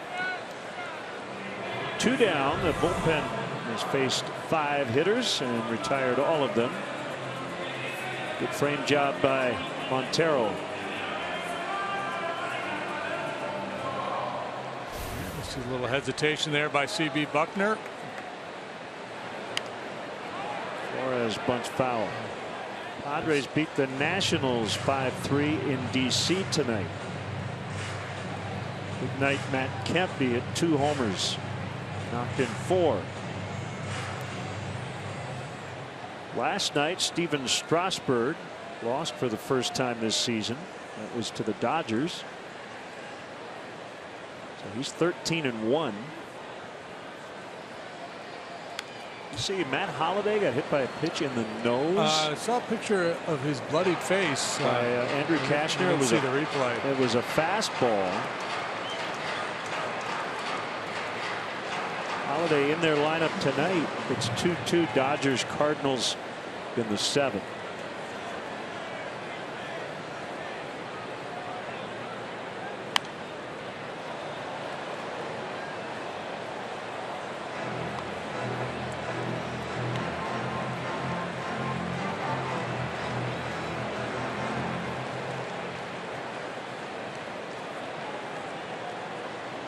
Cardinals have just 1 hit in that ball game. Dodgers 11, but it's a 2-2 tie. Corey Seager has 4 hits.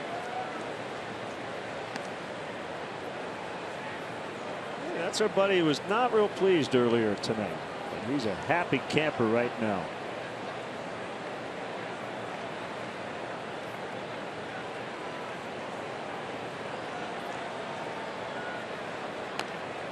Swinging bunt. Montero jumps on it before it goes foul, and then he threw it into right.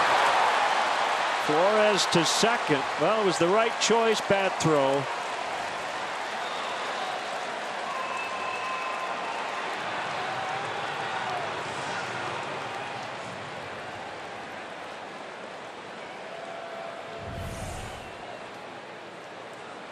He was able to get the ball before it went foul, and with his back to the plate, doesn't realize how much time he has, hurries the throw and misfires.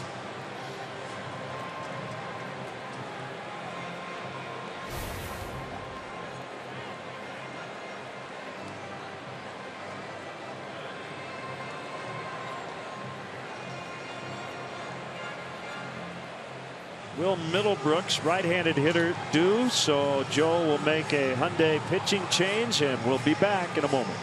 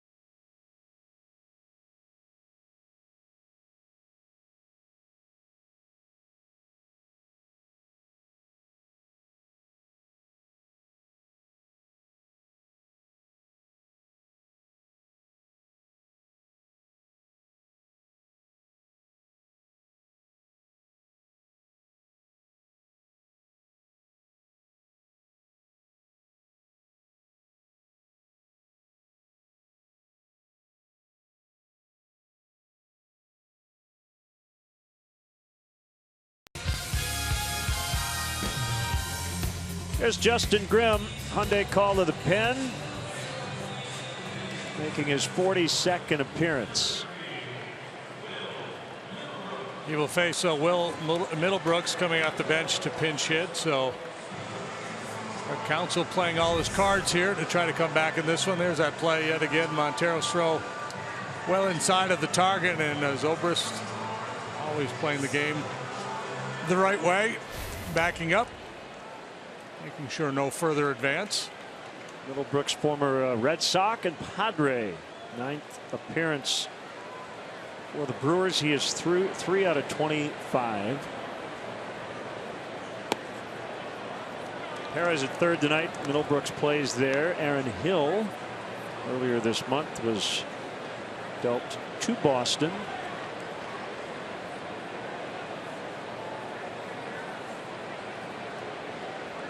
One and nothing. 4-2 Cubs lead in the 7th.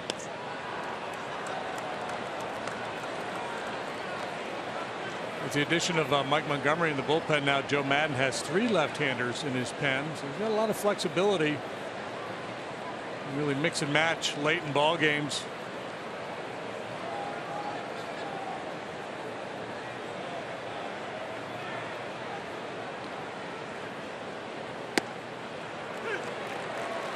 So 3 tries on the curve. The third one works.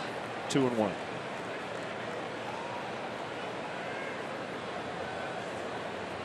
Richard up again.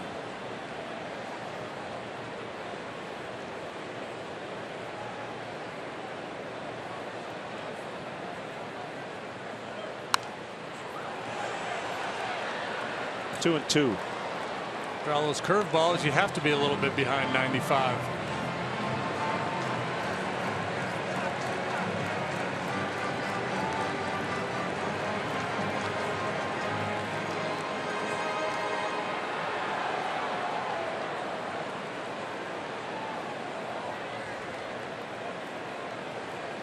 Hamill, Edwards, Wood, Grimm. Swing and a miss to end the 7th. Cubs still lead by 2.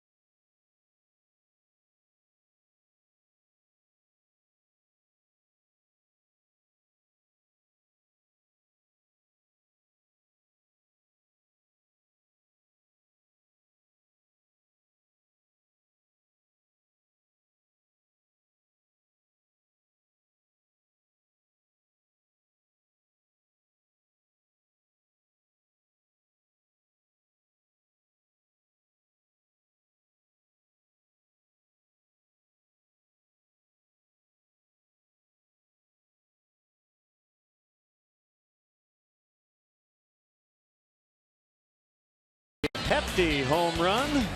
Dexter Fowler first at bat off the disabled list. Leadoff homer.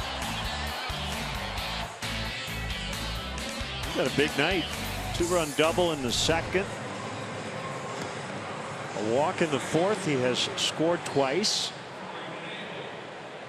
Table setter is back. Here's Corey Knebel for Milwaukee in the 8th. Knebel has pitched 7 times at the big league level this year. 0-1 with a 5.68 ERA. I don't know if he has a nickname, but I've got an idea. Although none of his teammates would probably get it. His nickname should be Avel. Like evil? Yeah, but Avel Knebel. Knebel. Yeah, I like it.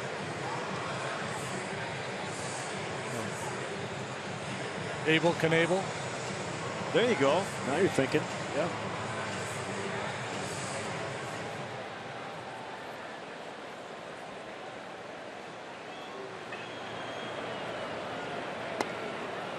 Kind of Justin Grimm-like in his approach, mid-90s heater and a sharp curveball. Elmore stays into play third. I think he lists his home address as Miller Park. Who's that? Jake. Parra's now in right. The Blues Brothers list Wrigley Field. Wrigley Field, that's right. 160 West Addison. 2-1 on Contreras. Come on, you got to stick with me on the Blues Brothers trivia. Flores in center.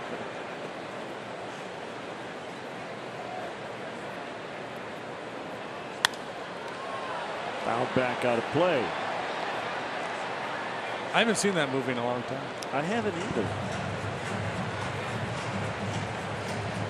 Like the both kinds of music, country and western. That's right.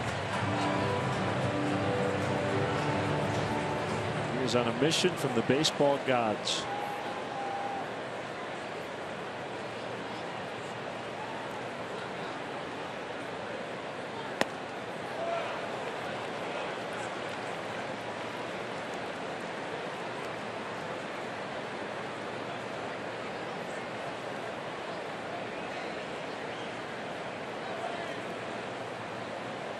Nothing wrong with a walk here.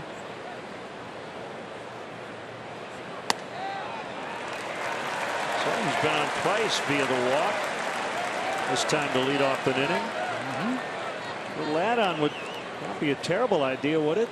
No, that's what I mean. That's good. You know, young player in that situation. You know, guys like to swing the bat, but the pitcher's not going to give in, except that walk.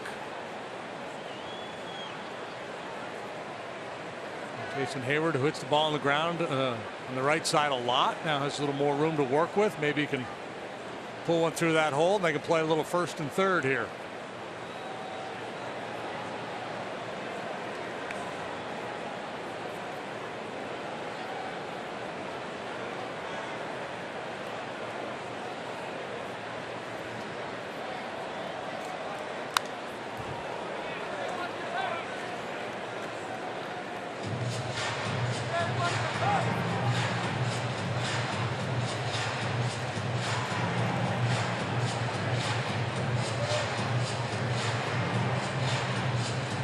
Was good tonight. 2 scoreless innings. He allowed a hit, had a couple of strikeouts, and an unassisted tackle.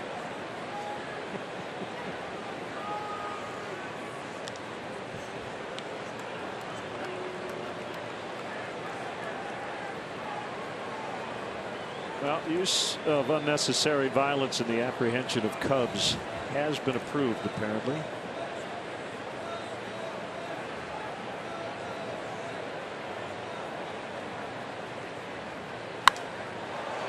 In the air to left. Braun. Tag up. Easy play. Contreras in halfway.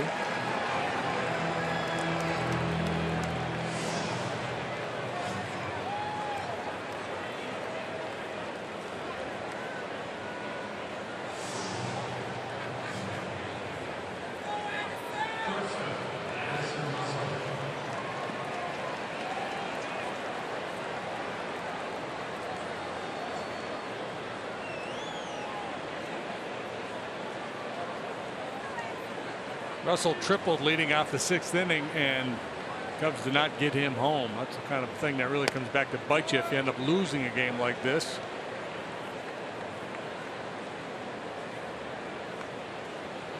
Kind of like having a 2-man power play and not scoring a goal.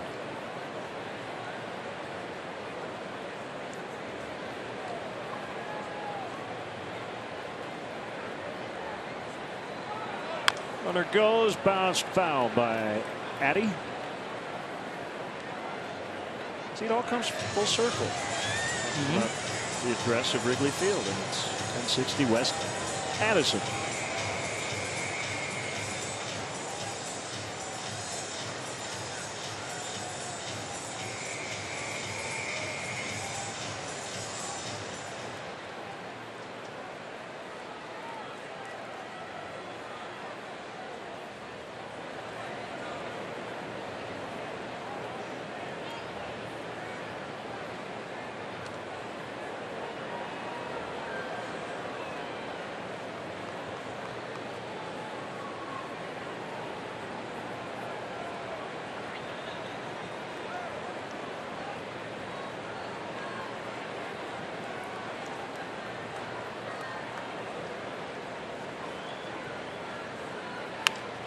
To third, backhanded play, but a bobble.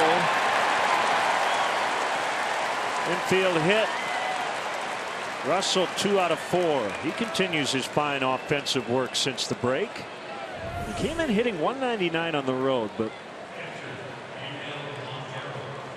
I think that'll even out. Yeah, there's a couple things that are a little wonky when you look at his numbers. The road batting average really low, hard to explain, and versus left-handed pitching as well. I think he's going to improve greatly in both those departments.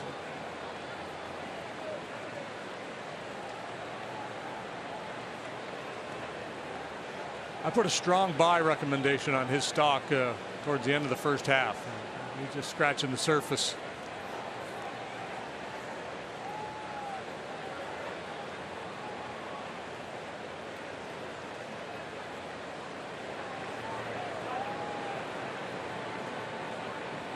Knebel to Montero, and it's fair, it's fair, it's foul.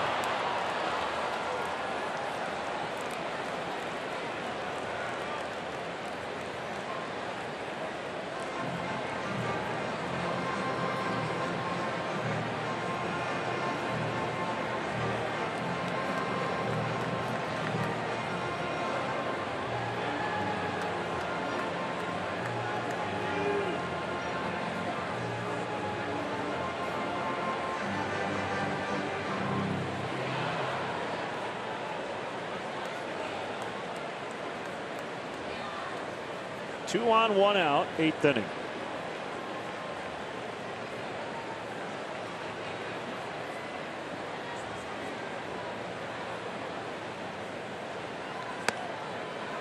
One and one. Talking about this the other day with Montero, veteran guy with a good resume. Very productive player at the major league level, really going through a tough time this year, and it's difficult for a guy like this in this situation to be patient. You try to get it all back in a hurry. Yeah, I think he's probably gotten out of his offensive game at times as a result. Yeah. Early in the year, was taking his walks.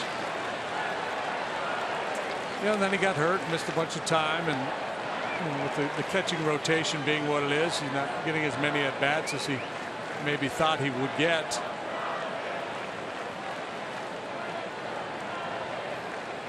Said the other day, right now the Cubs really don't have a #1 catcher. They have 3 guys who are all getting playing time. 2-2. Yeah, and if you read what's out there in the blogosphere and the rumor mill online and stuff, there's the Cubs expressing some interest in Josh Reddick, is what's being reported. And if Reddick becomes a Cub, does that mean Contreras catches more and Montero catches less?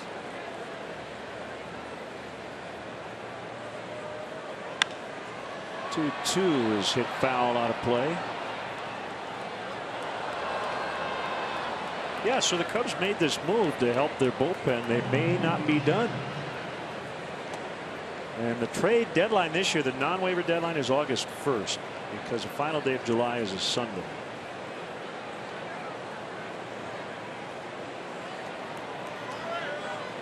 Mike Montgomery.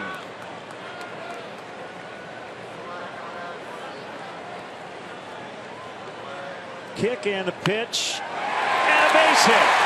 Contreras around third. He's going to try to score. Here's the throw. It is late.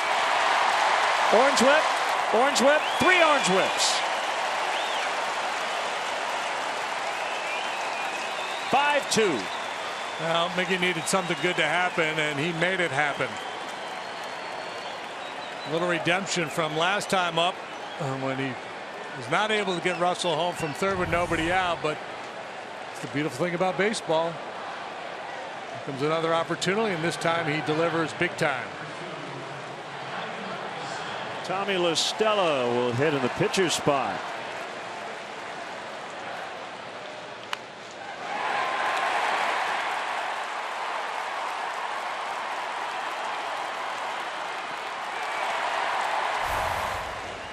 Javier Baez will pitch run for Montero.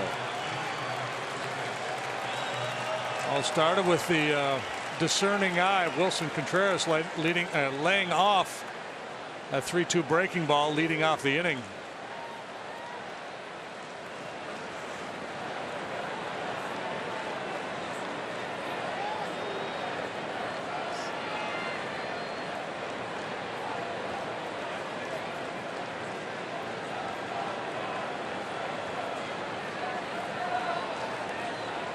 We're at the corners.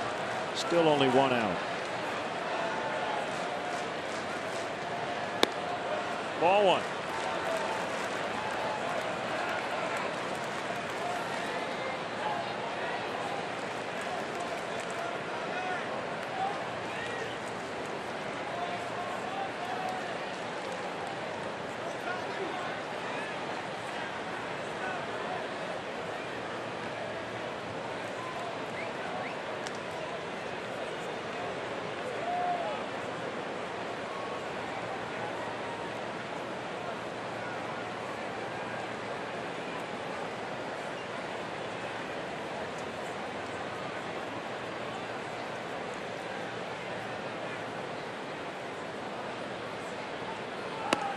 Delayed steal, Baez, and he is out. I guess he got him on the head, on the helmet.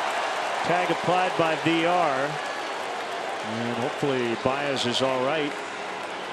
Boy, that is always concerning when he's twisting his body around to try to avoid a tag. You worry about an injury. Yeah, he puts himself into some awkward positions, and you see the delayed steal attempt. Ooh, yeah. You're stealing it on the catcher. You're also stealing it on the infielder there because you're not going immediately, so you're getting them to hold their position. And you see VR racing into the play at the end, making the catch, and then dropping that tag down on Javi's helmet. It's been a very physical game, hasn't it? 2-0 is a strike, 2-1.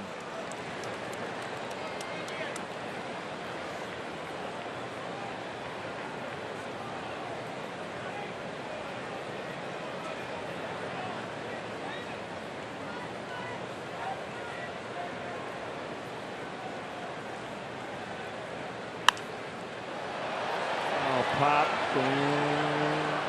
no play for Elmore.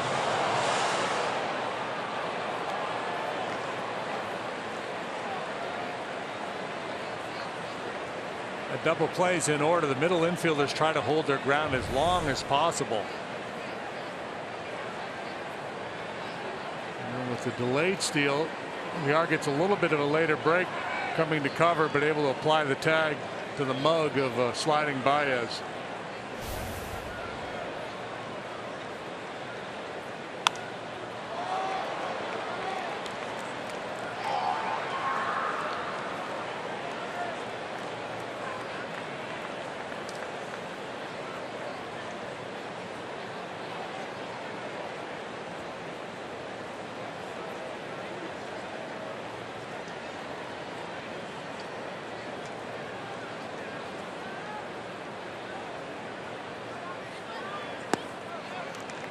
3-2.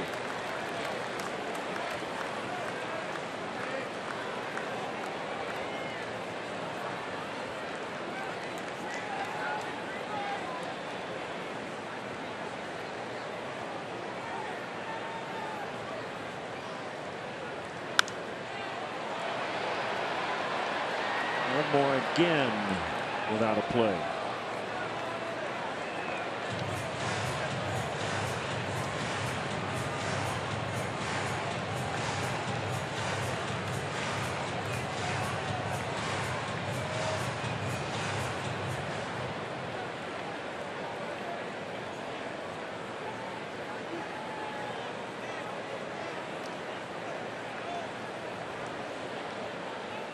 Deep breath by Knebel. Here's a pitch, and Tommy went after the high fastball. We're going to go get 4 fried chickens and a Coke, and we'll be back. 5-2.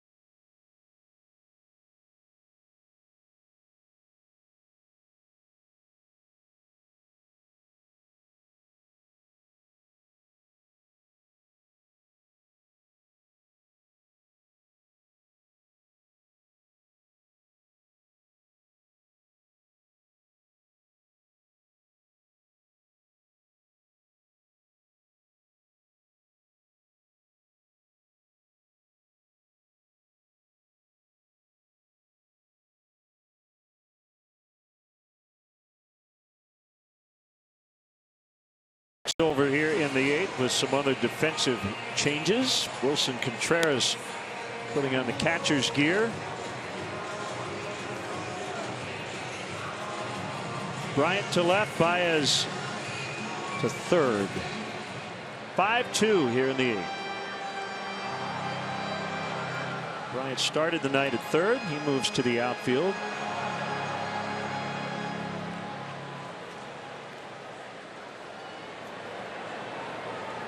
Contreras left to catch.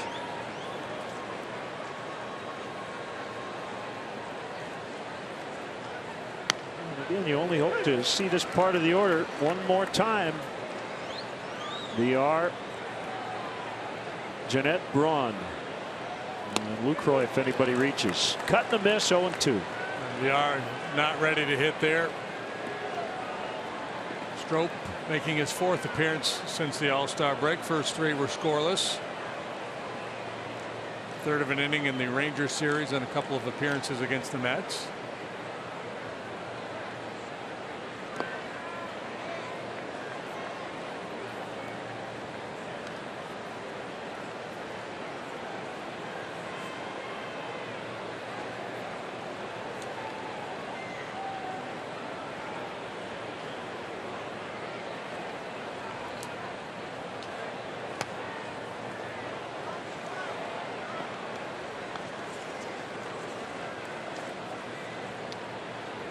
John Lackey for the Cubs tomorrow. Zach Davies will pitch for the Brewers. He's been really good.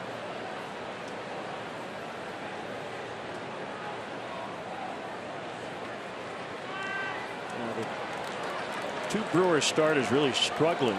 The two the Cubs will not face this weekend, Matt Garza and Chase Anderson. There's a former Cub. Had a lat injury, missed the first 2.5 months.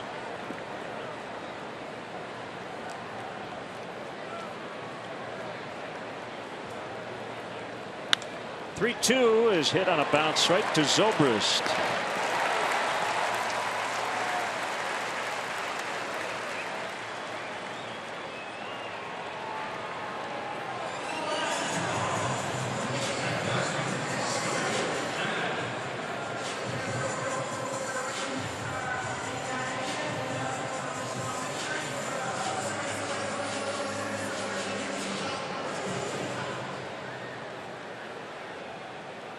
Jeanette.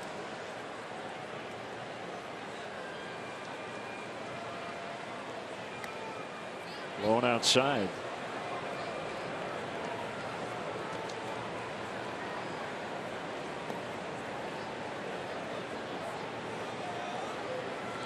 Peanut Tillman throwing out the first pitch tonight. Hard to believe training camp's about to get started. Did you play football at all in high school? I played freshman football. So did I. I remember the hottest stretch of the year right about now. 1,000 degrees and you do the two-a-days. That was fun for about 10 minutes. Yeah, I didn't enjoy my football experience in high school. A lot of fun. I had that unenviable combination of big and weak. Doesn't really play well in football. Well, big plays well. Weak does not. You get lined up against all the big and strong guys, and I used to break into a cold sweat every 8th period before football practice. What's the scouting report on that Deshays kid? 2 words: big and weak. I was like, Coach, I could really throw. You could make me the quarterback. Son, you're big. You're going to stand up there and beat heads against these guys. All right.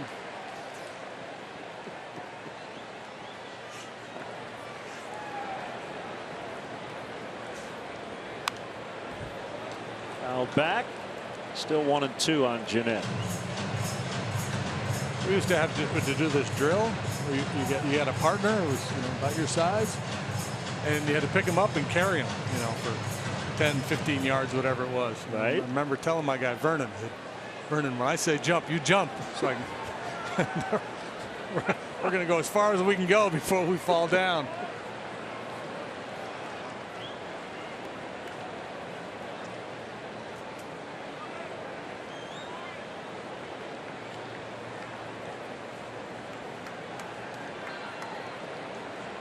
Yankees beat the Giants. It's 6 straight losses for the NL West leaders. Rizzo's got it. Airtight from the bullpen so far tonight.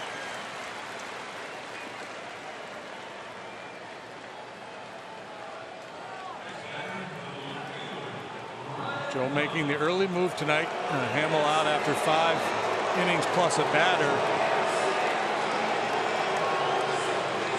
It's a move Joe can make now with an extra arm in the bullpen, and John Lackey scheduled to start tomorrow. Lackey usually takes it pretty deep.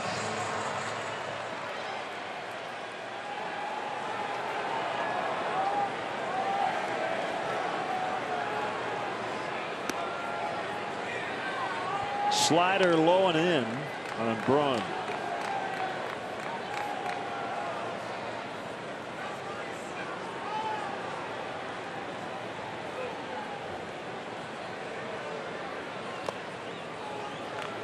Dirt on a fastball. Here's a random NL Central factoid.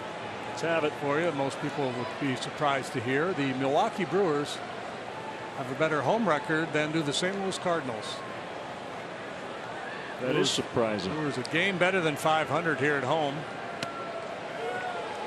despite being 40 and 53 overall. The Cardinals, and we knew early on they struggled at home, but they're still 4 games below 500 at Busch Stadium. They are tied late 2-2 with the Dodgers in the 8th.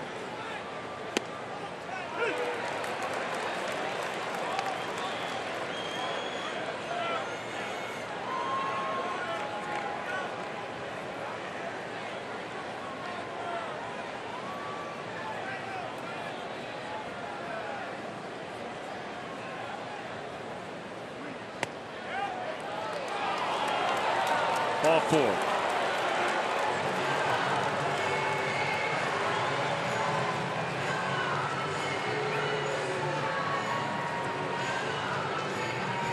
Lucroy. Just 4 hits in the ball game for the Brewers tonight.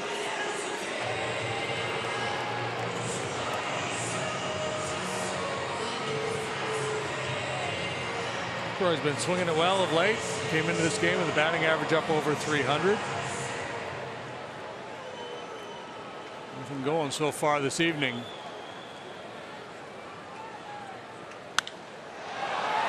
Fly to deep right. Hayward on the warning track, and the inning is over. We go to the 9th. Cubs 5, Brewers 2.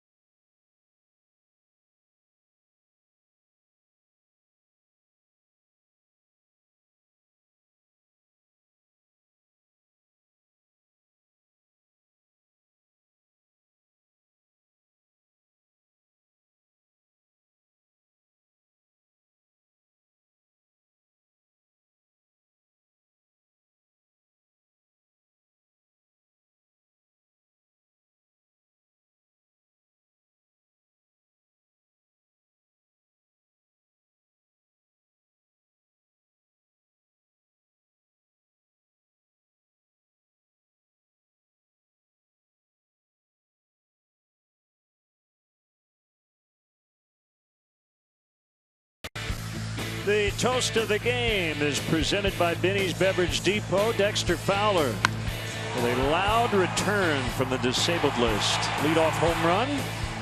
Second inning, 2-run double. Cubs scored the first 4 runs of this game.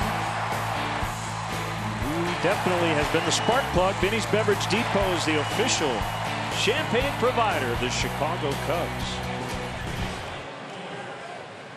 Brewers charitable early on with some sloppy play. Cubs taking advantage to build that early lead. It was a combination of Fowler's heroics and some sloppy play by the Brewers. Here's Blaine Boyer, 4th Brewer pitcher to work tonight. That ERA on the rise over the last couple of weeks. 1-1 with a 3.76 now for the veteran right-hander.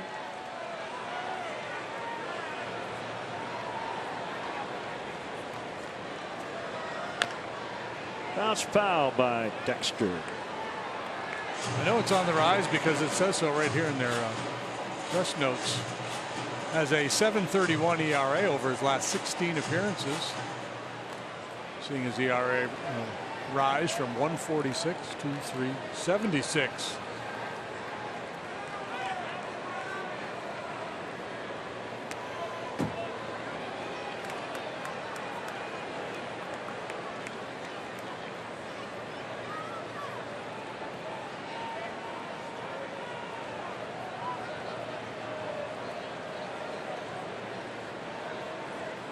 He's related to Justin Turner. Similar look. Yeah. Get the red beard thing going. Fowler fouls.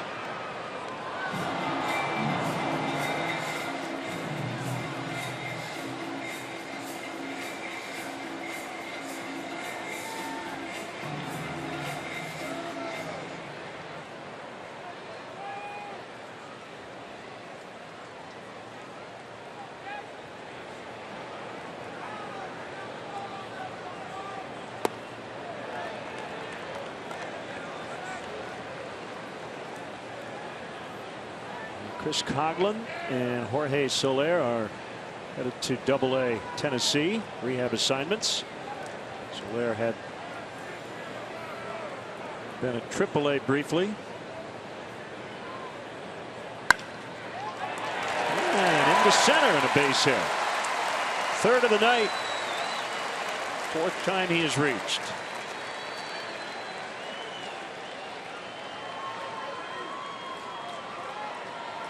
Tennessee Smokies a 2-1 winner tonight.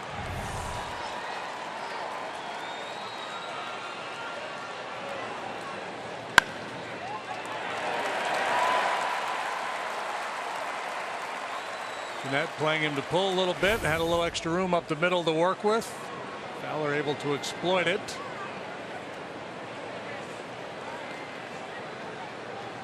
Smokies beat Mississippi 2-1. Inside corner, a strike to Bryant.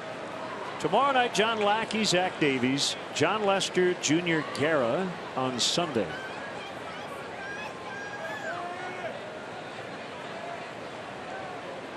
Congrats to the Eugene Emeralds, who recently clinched a first half division title.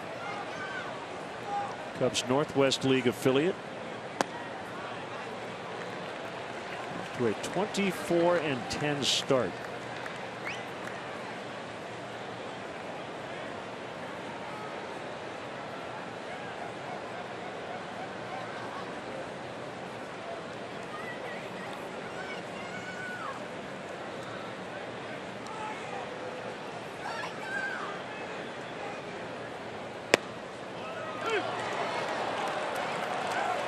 One and two. Warren and Rondon, with Lester Strode going over the scouting report.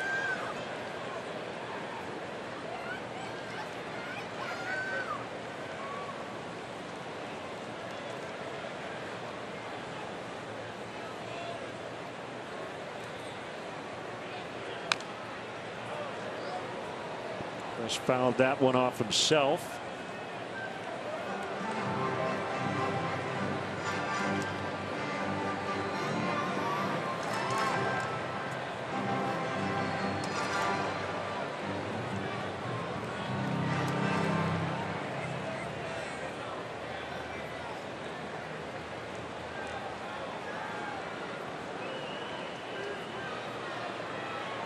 These guys are former teammates, right? Just thinking that. Were they together in Houston? Fowler and Carter? Yeah. Yes, they were. Bryant hits it high in the air into shallow center field. Flores with a long run in.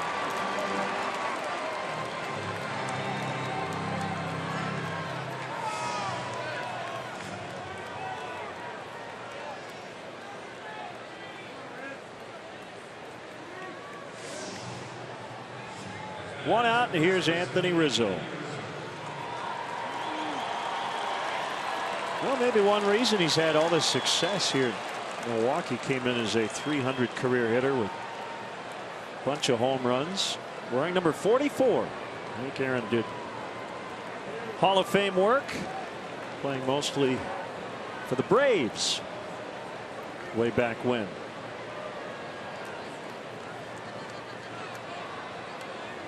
His number 44 is retired by the Brewers. There's a bouncer to Jeanette. Little flip. The turn. Double play. 4-6-3 to end the inning. Bottom 9. 5-2 Cubs.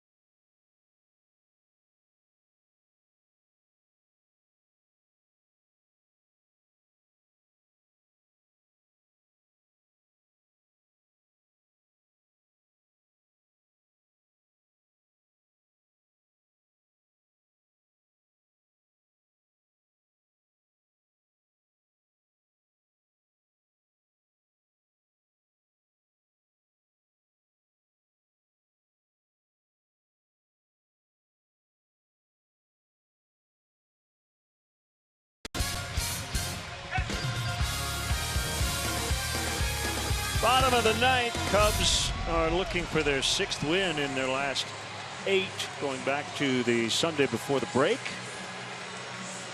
Fowler, Russell, big nights at the plate. Jason Hamill could get the win, and it is a safe spot for Hector Rondon.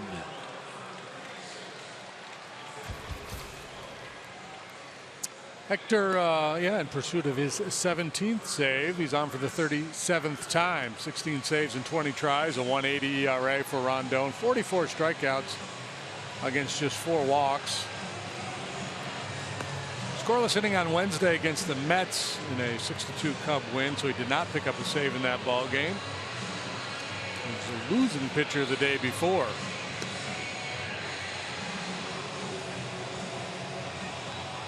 Carter, Elmore, Perez due here for the Brewers.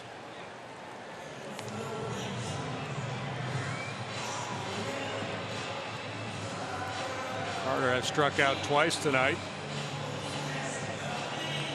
Carl Edwards Jr. got him with a high fastball back in the 6th. Hamill caught him looking in the 4th.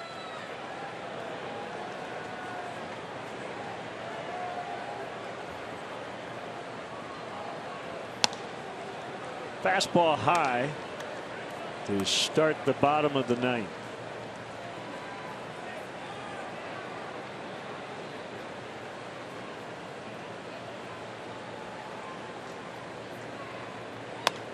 Oop, oop, oop.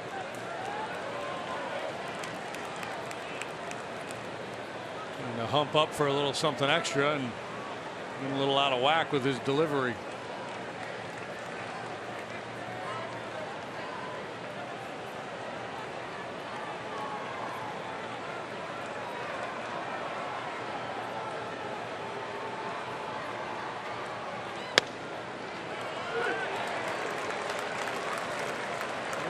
The first one, but he did get number 3, so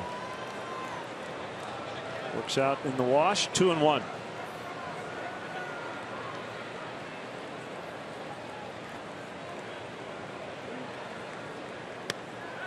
Two. He's back in it.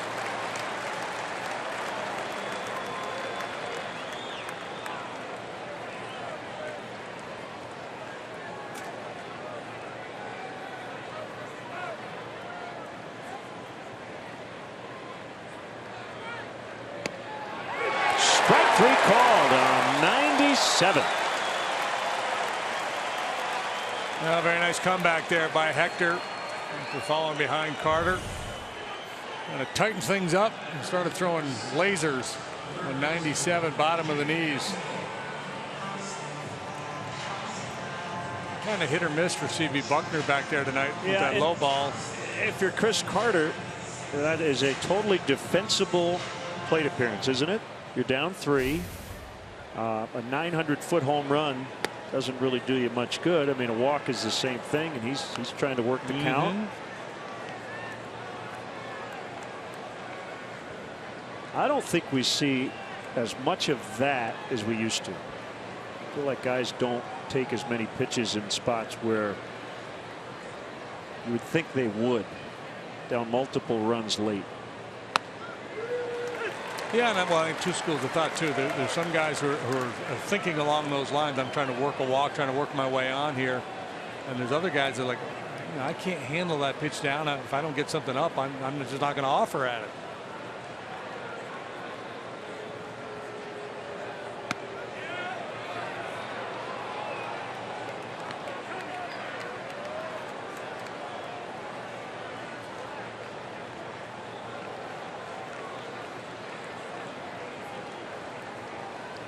Elmore's bounced around.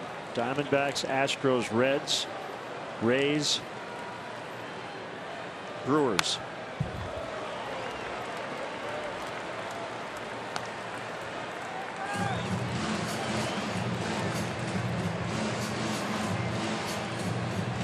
This is his 15th appearance at the big league level this year.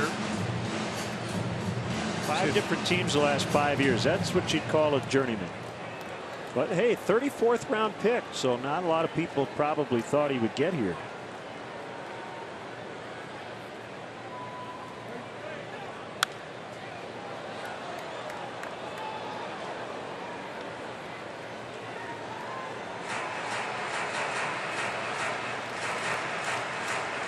Well, there's a 64th round pick being inducted into the Hall of Fame on Sunday. Or 62nd. Something like that. Mike Piazza. Doesn't even exist anymore, that round.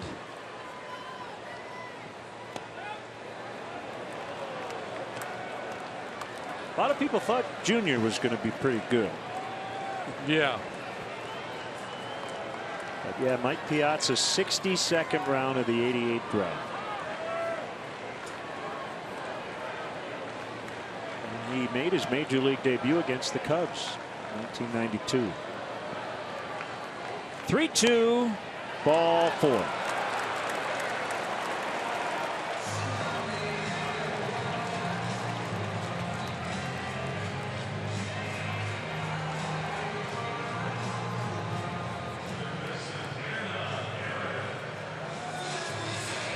Contreras heads out to have a chat with Rondon.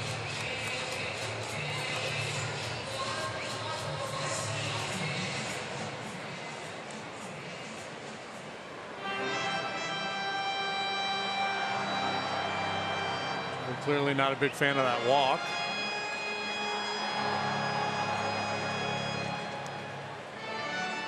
Hoping that Rondon could dispatch the Brewers quickly here in the ninth at the bottom of the order so he could minimize the pitches, keep himself in play for tomorrow.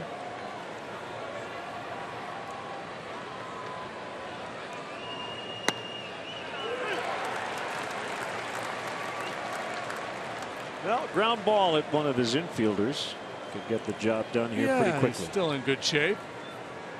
He's thrown 13 pitches. I like that last one. Just nice, easy 94 with some movement.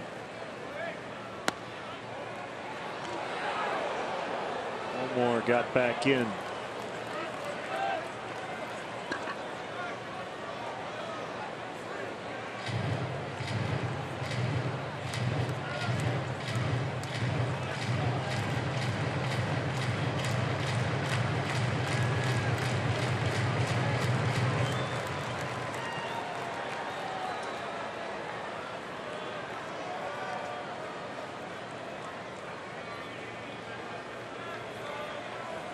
Runner takes off, swing and a miss. The throw never had a chance. Elmore in.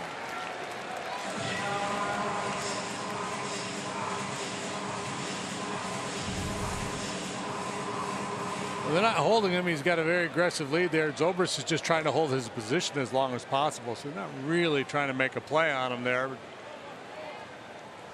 Fourth career steal for Elmore.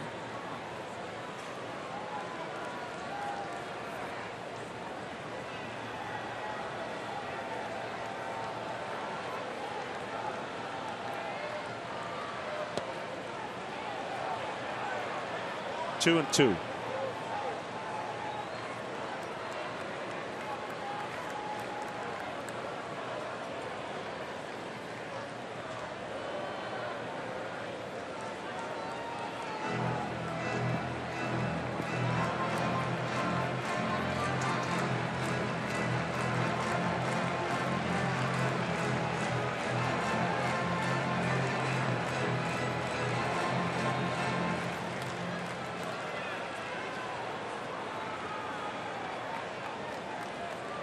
Runner at second, really not important. Gotta get some outs here.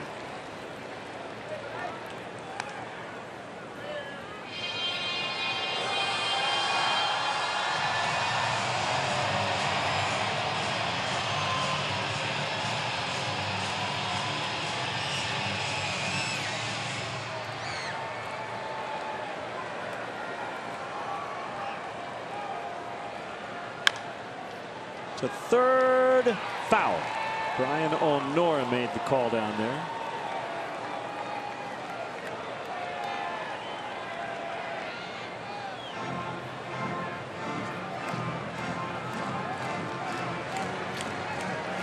After Perez, it's Flores, and then the pitcher spot, and the only bat available on the bench now is Martin Maldonado, the backup catcher. Yeah, like the Cubs, they have 4 on their bench.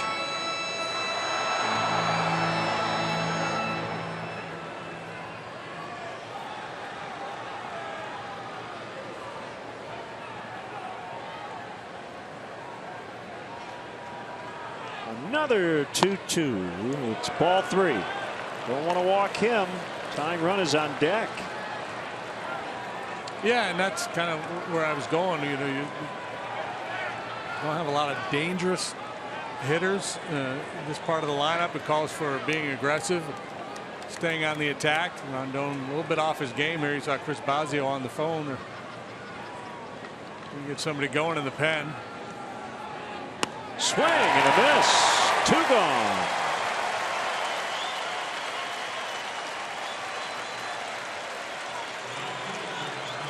Mike Montgomery, in fact, the new guy. Yeah, that strikeout will probably slow him down.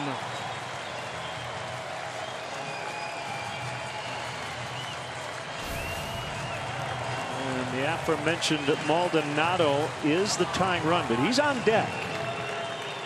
And it's Ramon Flores. We'll get the adrenaline going at least for Mike Montgomery.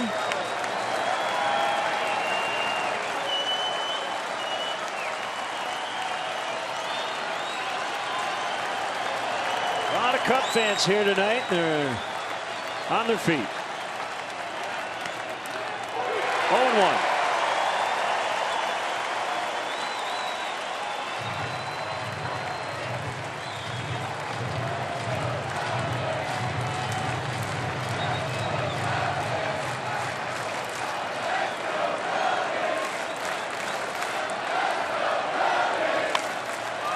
Fly ball right field.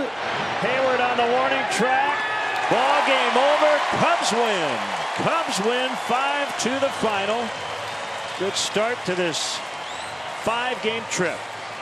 Welcome back, Dexter Fowler.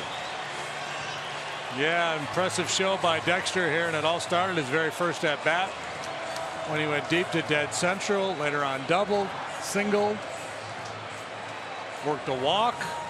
Well, Mr. On Base doing his thing. Came into this game with an on base percentage just shy of 400. Would be good for 5th best in the National League if he had enough plate appearances to qualify. He no longer does because of the time off due to injury. Not sure what this conversation is all about. Just catching up a little bit. Okay. But what a job by the bullpen tonight as well for hitless, scoreless innings recorded by the pen. So high fives all around. Cubs now 4-2 versus the Brewers in 2016. Hamill 9-5.